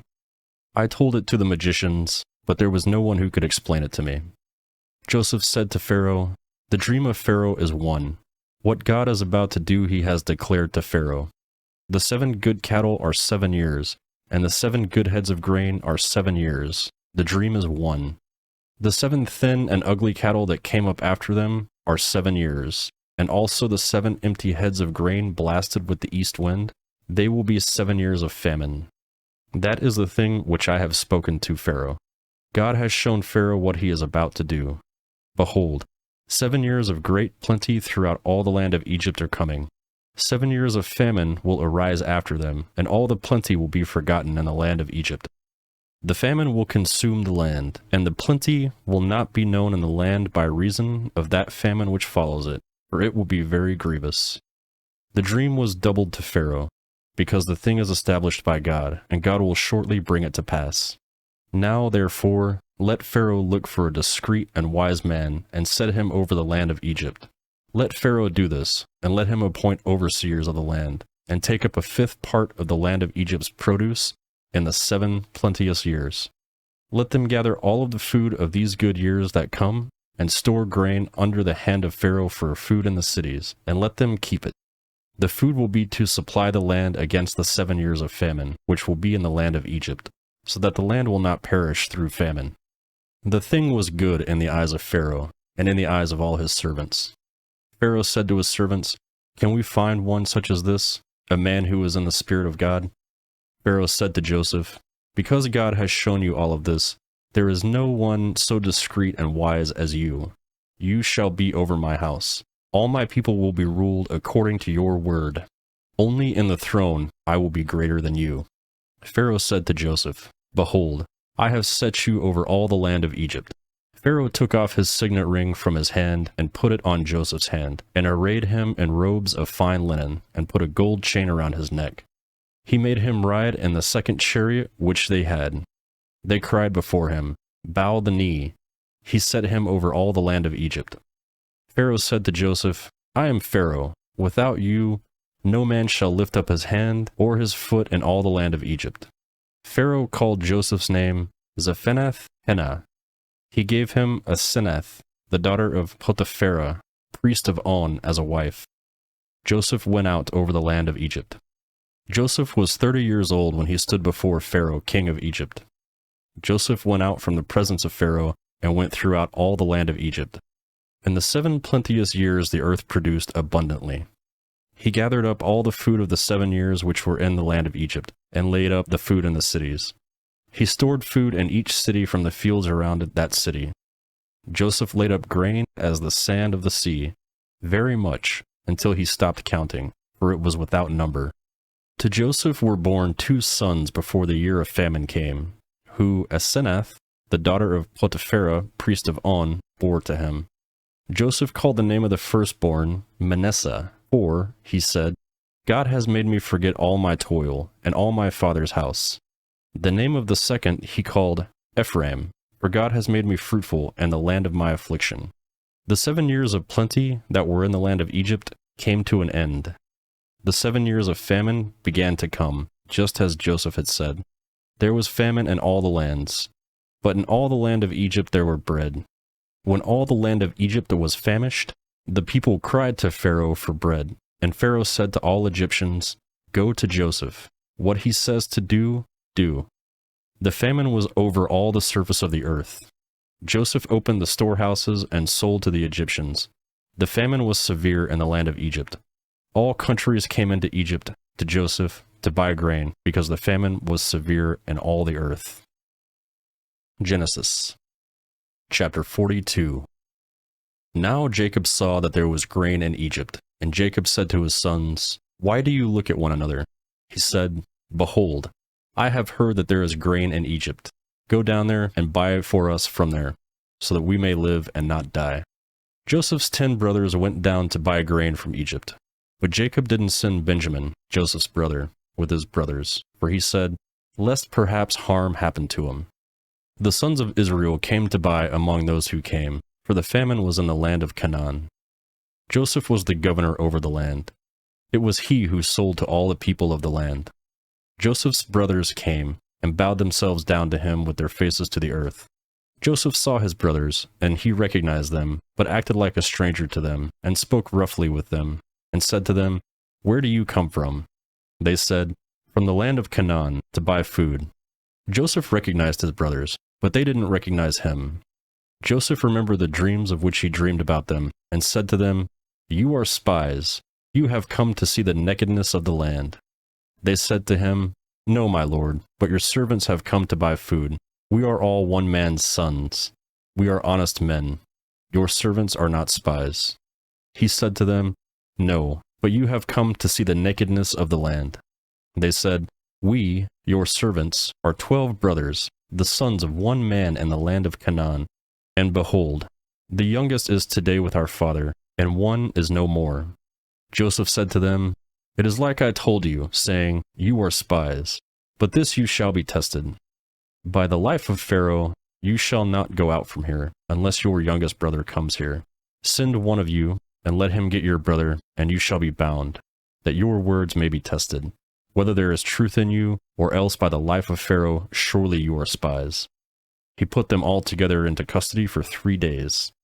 Joseph said to them the 3rd day, "Do this and live, for I fear God.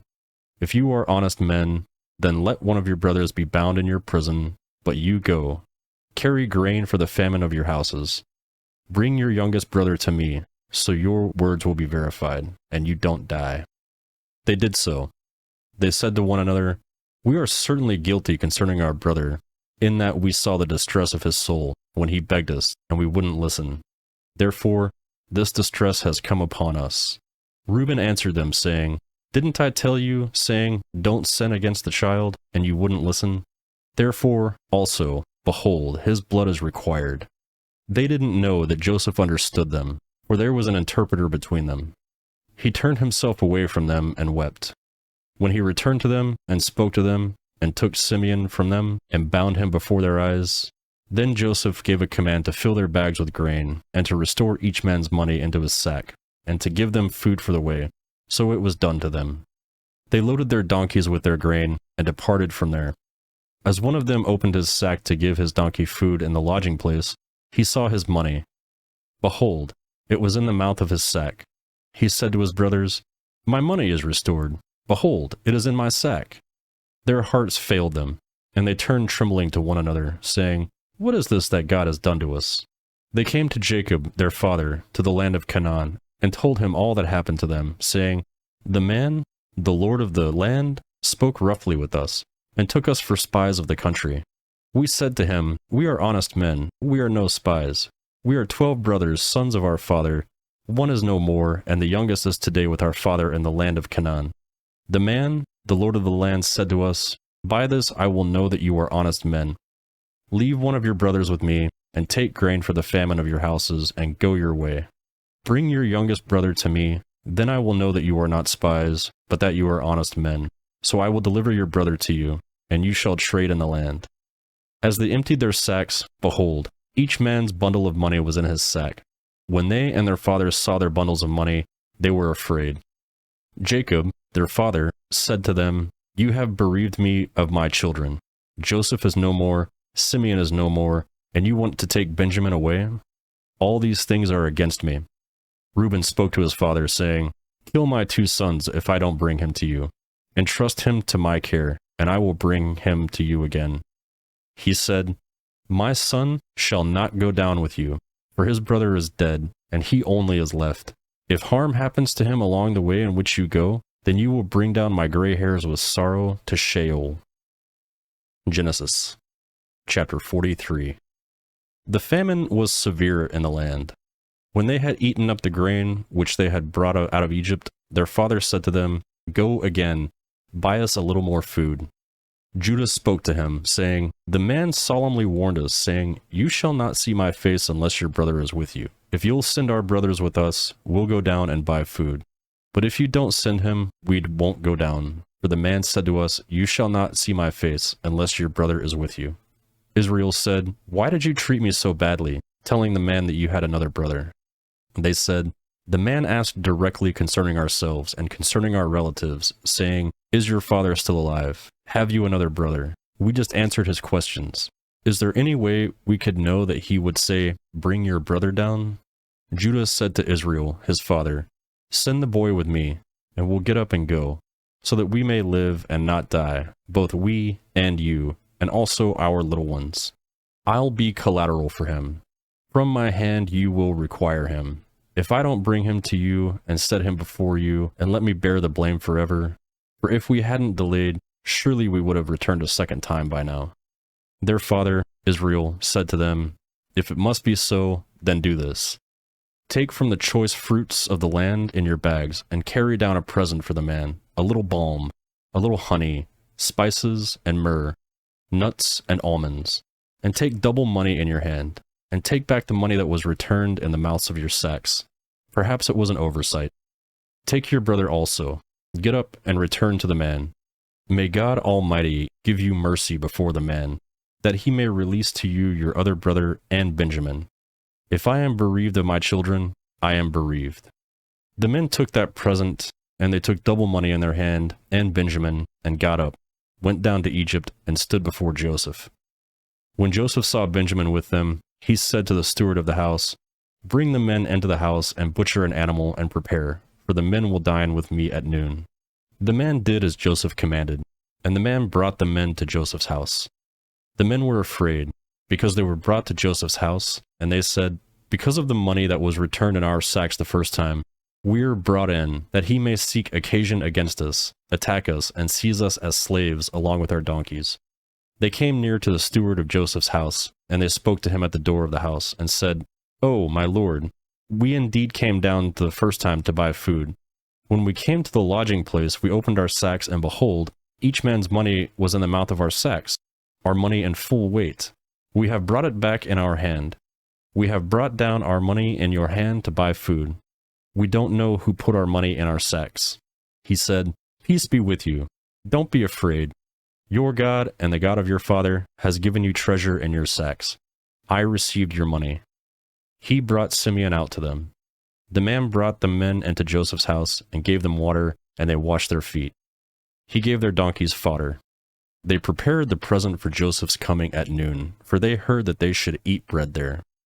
When Joseph came home, they brought him the present which was in their hand into the house, and bowed themselves down to the earth before him. He asked them of their welfare, and said, Is your father well, the old man of whom you spoke? Is he yet alive? They said, Your servant, our father, is well. He is still alive. They bowed down humbly. He lifted up his eyes and saw Benjamin, his brother, his mother's son, and said, Is this your youngest brother, of whom you spoke to me? He said, God be gracious to you, my son. Joseph hurried, for his heart yearned for his brother, and he sought a place to weep. He entered into his room and wept there. He washed his face and came out. He controlled himself and said, Serve the meal. They served him by himself, and them by themselves, and the Egyptians who ate with him by themselves, because the Egyptians don't eat with the Hebrews, for that is an abomination to the Egyptians. They sat before him, the firstborn according to his birthright, and the youngest according to his youth. And the men marveled with one another. He sent portions to them from before him, but Benjamin's portion was 5 times as much as any other's. They drank, and they were merry with him. Genesis chapter 44. He commanded the steward of the house, saying, Fill the men's sacks with food, as much as they can carry, and put each man's money in his sack's mouth. Put my cup, the silver cup, in the sack's mouth of the youngest, with his grain money. He did according to the word that Joseph had spoken. As soon as the morning was light, the men were sent away, they and their donkeys. When they had gone out of the city and were not yet far off, Joseph said to his steward, Up, follow after the men. When you overtake them, ask them, Why have you rewarded evil for good?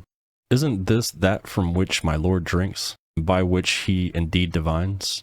You have done evil in so doing. He overtook them and spoke these words to them.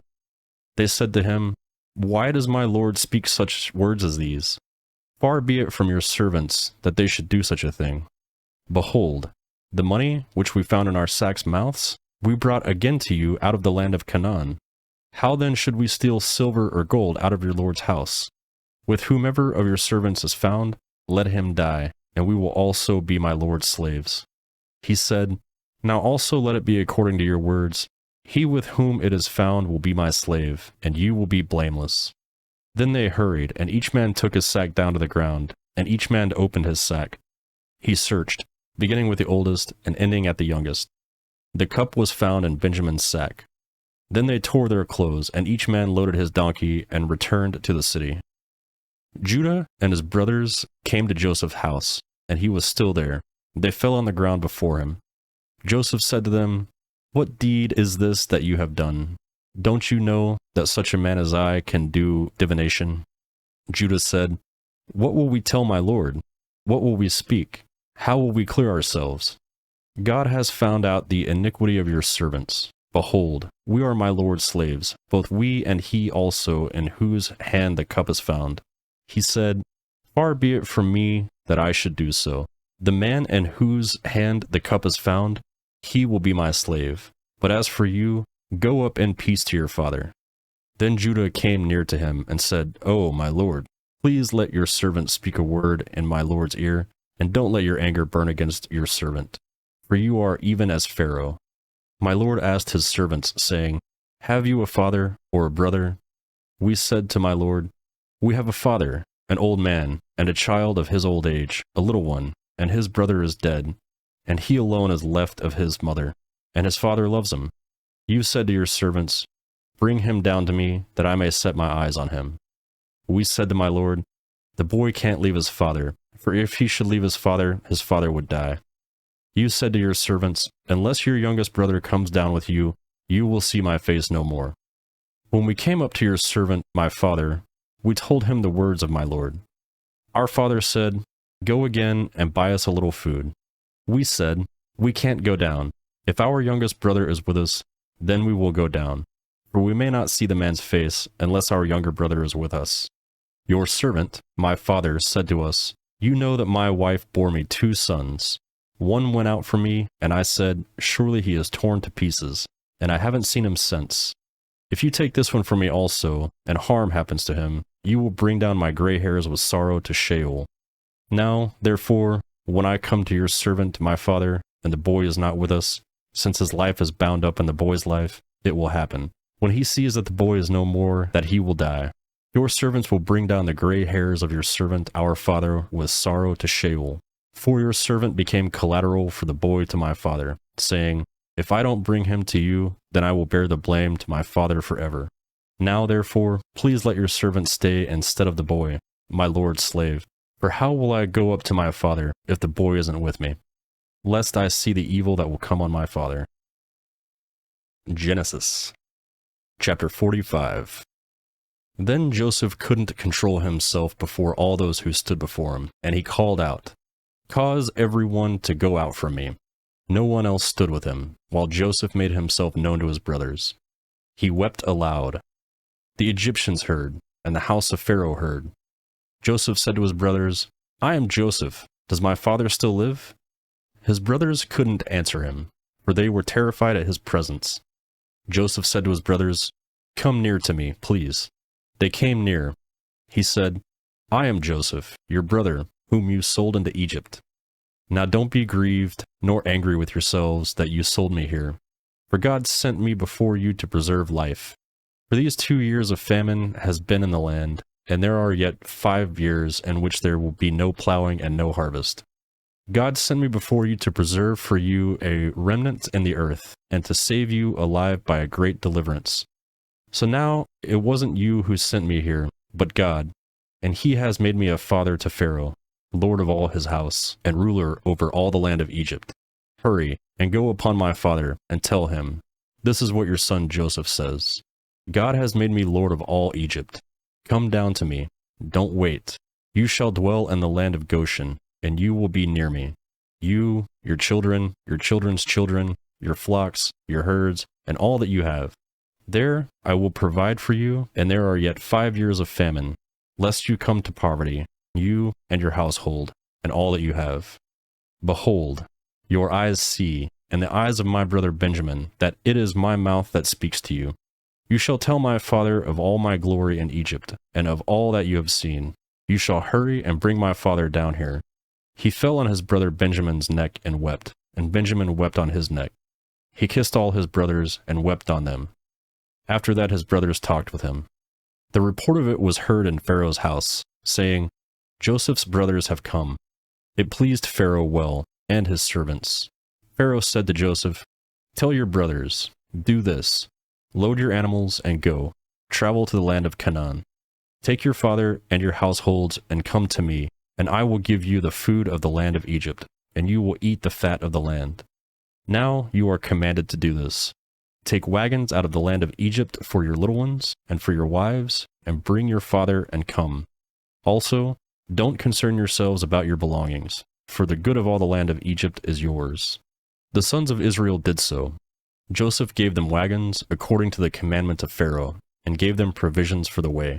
He gave each one of them changes of clothing, but to Benjamin he gave 300 pieces of silver and 5 changes of clothing. He sent the following to his father: 10 donkeys loaded with the good things of Egypt, and 10 female donkeys loaded with grain and bread and provision for his father by the way. So he sent his brothers away, and they departed. He said to them, see that you don't quarrel along the way. They went up out of Egypt and came into the land of Canaan, to Jacob their father. They told him, saying, Joseph is still alive, and he is the ruler over all the land of Egypt. His heart fainted, for he didn't believe them. They told him all the words of Joseph, which he had said to them. When he saw the wagons which Joseph had sent to carry him away, the spirit of Jacob, their father, revived. Israel said, it is enough. Joseph my son is still alive. I will go and see him before I die. Genesis chapter 46. Israel traveled with all that he had, and came to Beersheba, and offered sacrifices to the God of his father Isaac. God spoke to Israel in the visions of the night, and said, Jacob, Jacob. He said, here I am. He said, I am God, the God of your father.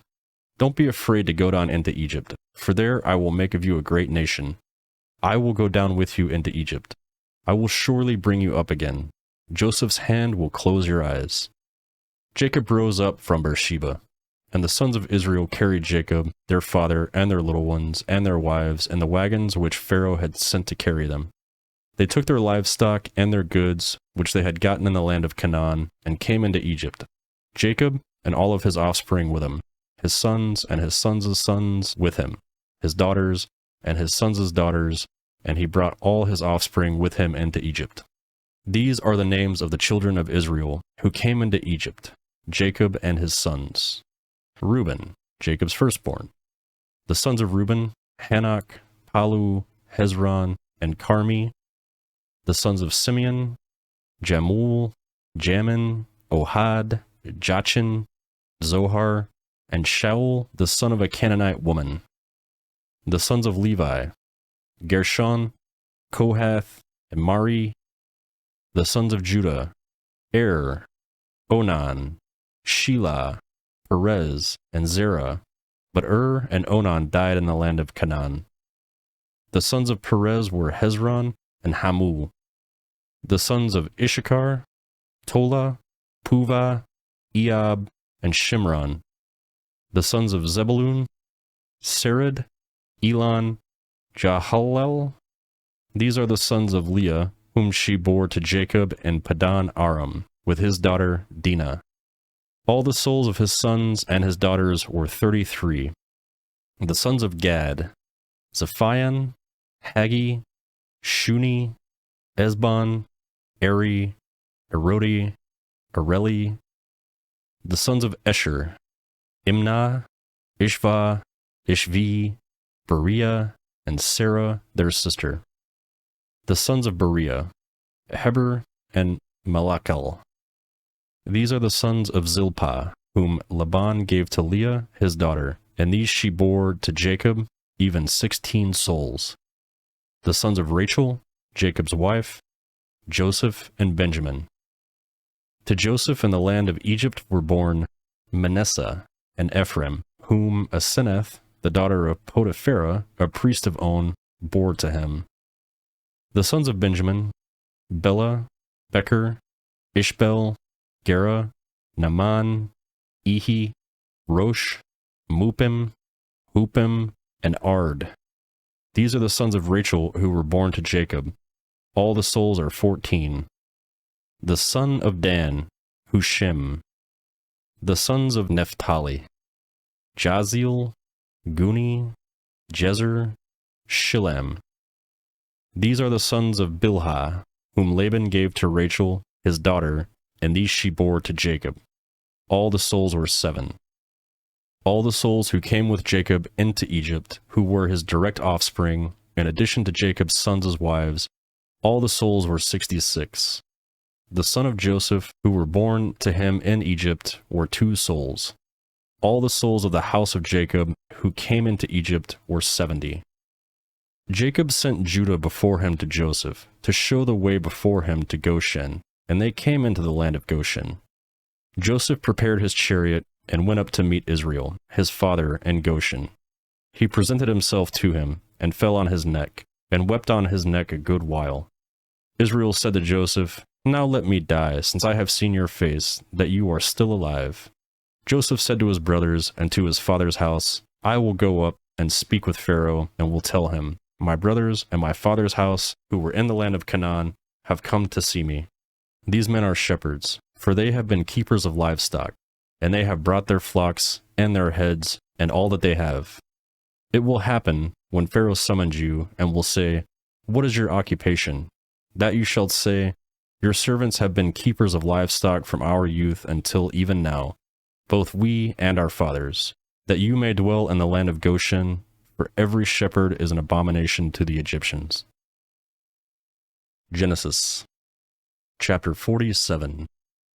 Then Joseph went in and told Pharaoh and said, "My father and my brothers, with their flocks, their herds, and all that they own, have come out of the land of Canaan, and behold, they are in the land of Goshen."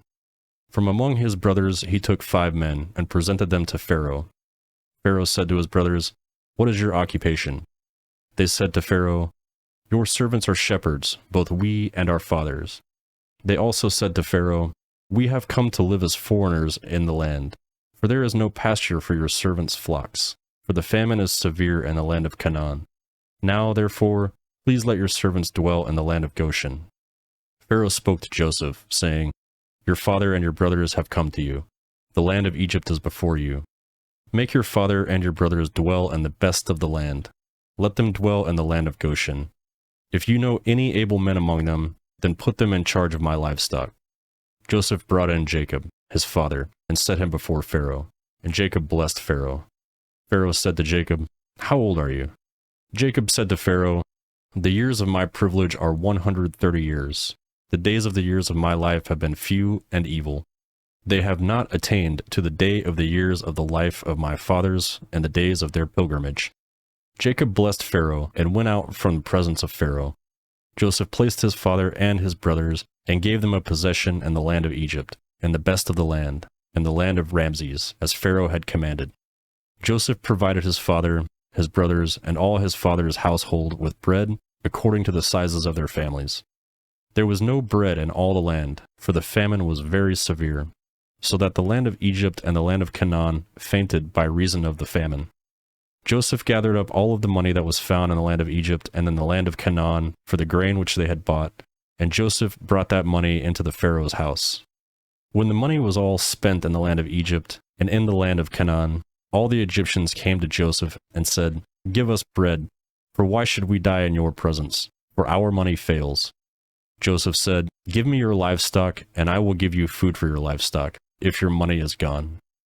They brought their livestock to Joseph, and Joseph gave them bread in exchange for the horses, and for the flocks, and for the herds, and for the donkeys, and he fed them with bread in exchange for all their livestock for that year. When that year was ended, they came to him the second year, and said to him, "We will not hide from my lord how our money is all spent, and the herds of livestock are my lord's. There is nothing left in the sight of my lord but our bodies and our lands. Why should we die before your eyes, both we and our land?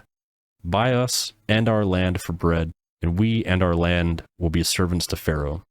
Give us seed that we may live and not die, and that the land won't be desolate."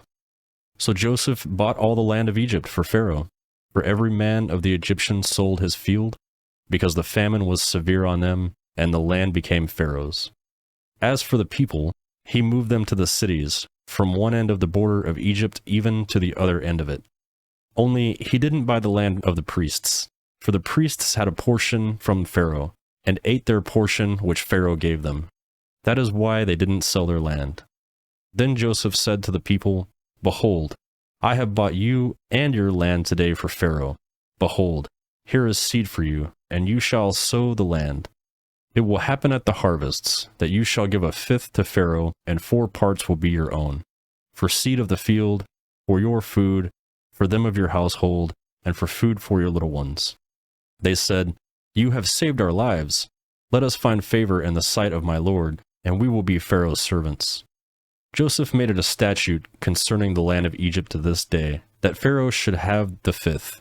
Only the land of the priests alone didn't become Pharaoh's.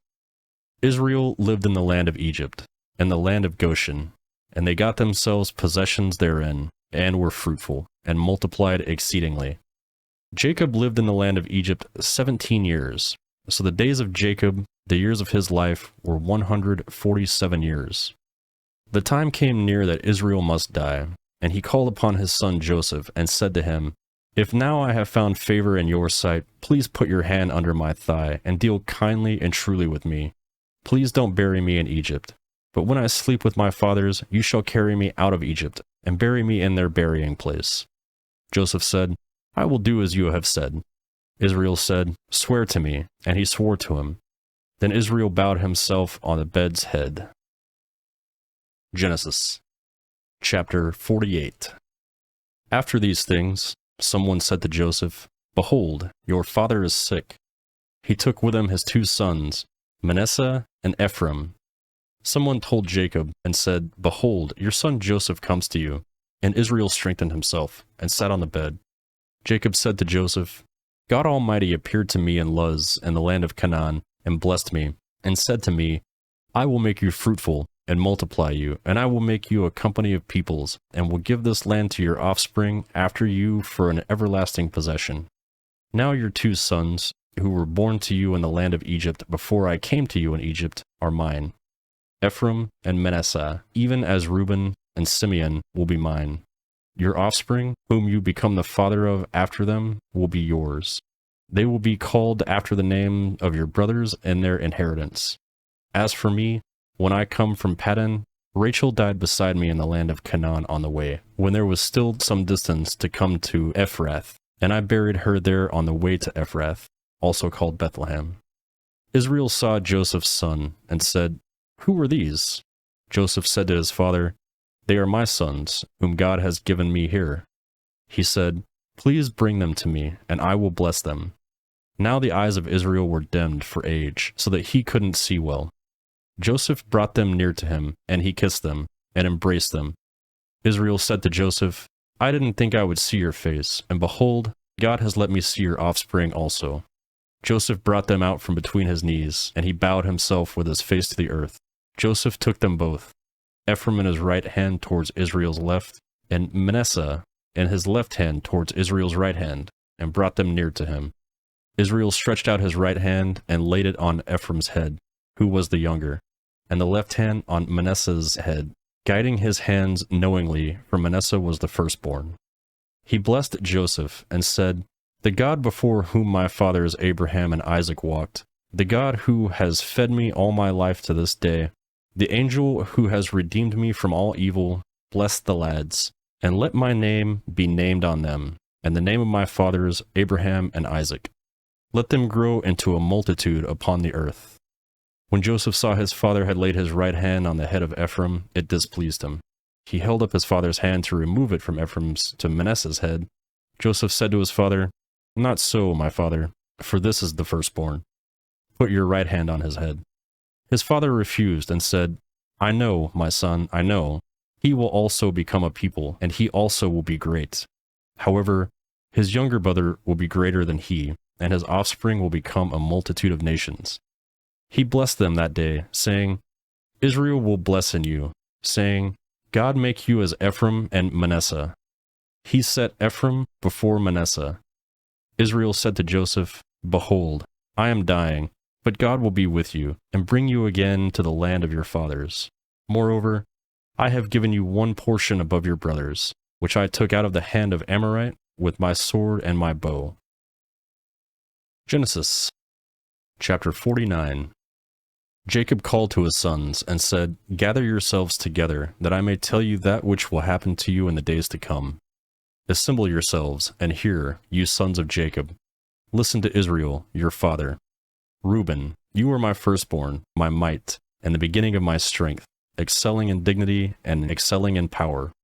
Boiling over like water, you shall not excel, because you went up to your father's bed, then defiled it. He went up to my couch.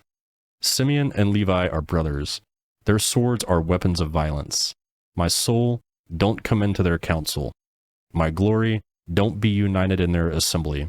For in their anger, they killed men. In their self-will, they have hamstrung cattle. Cursed be their anger, for it was fierce, and their wrath, for it was cruel. I will divide them in Jacob, and scatter them in Israel. Judah, your brothers will praise you. Your hand will be on the neck of your enemies. Your father's sons will bow down before you. Judah is a lion's cub. From the prey, my son, you have gone up. He stooped down, he crouched as a lion, as a lioness. Who will rouse him up? The scepter will not depart from Judah, nor the ruler's staff from between his feet, until he comes to whom it belongs. The obedience of the peoples will be to him, binding his foal to the vine, his donkey's colt to the choice vine.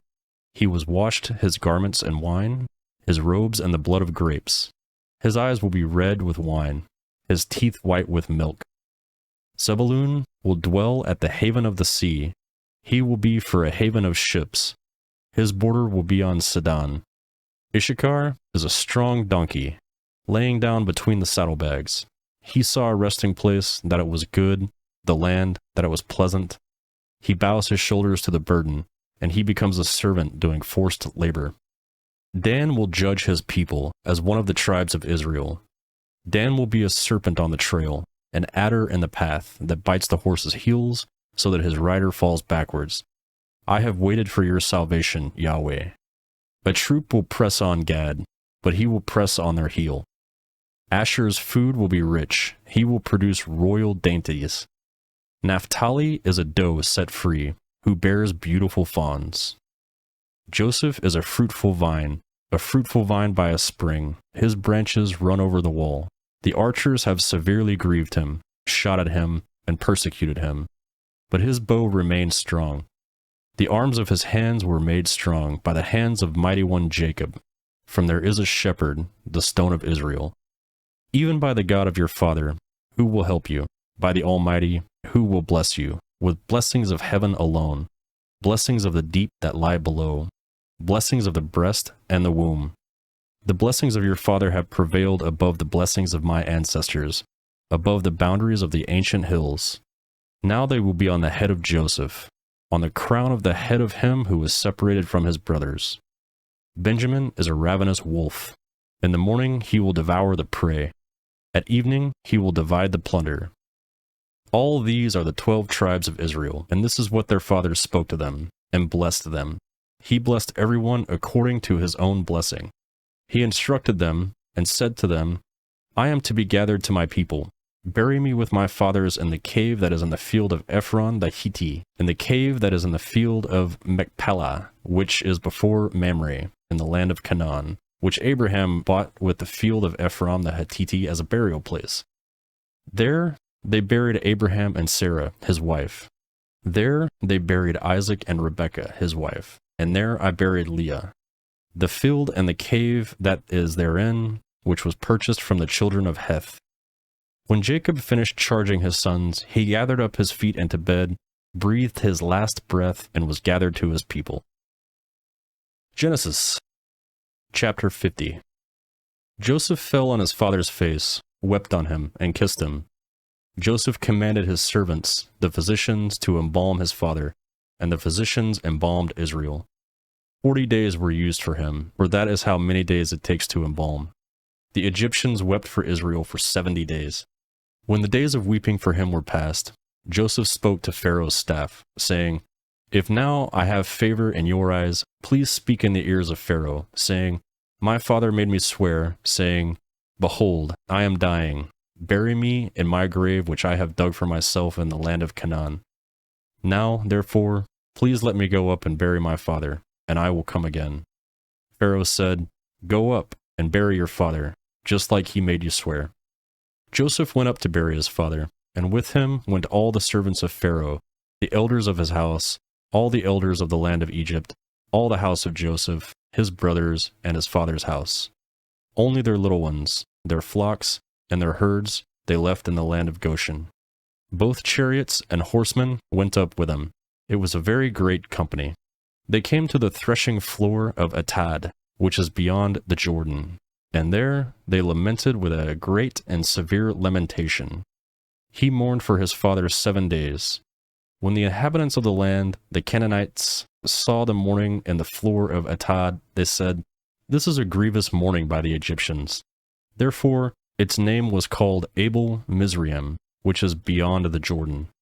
His sons did to him just as he commanded of them, for his sons carried him into the land of Canaan, and buried him in the cave of the field of Machpelah, which Abraham bought with the field, as a possession for a burial site, from Ephron the Hittite near Mamre. Joseph returned to Egypt, he and his brothers, and all that went up with him to bury his father, after he had buried his father. When Joseph's brothers saw their father was dead, they said, It may be that Joseph will hate us, and will fully pay back all the evil which we did to him.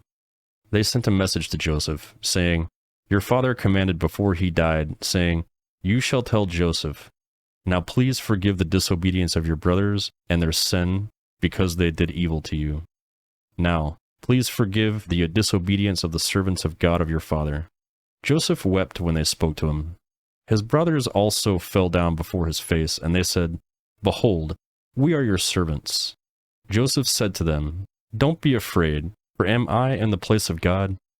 As for you, you meant evil against me, but God meant it for good, to save many people alive, as is happening today. Now, therefore, don't be afraid. I will provide for you and your little ones. He comforted them and spoke kindly to them. Joseph lived in Egypt, he and his father's house. Joseph lived 110 years. Joseph saw Ephraim's children to the 3rd generation. The children also of Machir, the son of Manasseh, were born on Joseph's knees. Joseph said to his brothers, "I am dying, but God will surely visit you and bring you up out of the land to the land which he swore to Abraham, to Isaac, and to Jacob." Joseph took an oath from the children of Israel, saying, "God will surely visit you, and you shall carry up my bones from here." Joseph died, being 110 years old. They embalmed him, and he was put in a coffin in Egypt.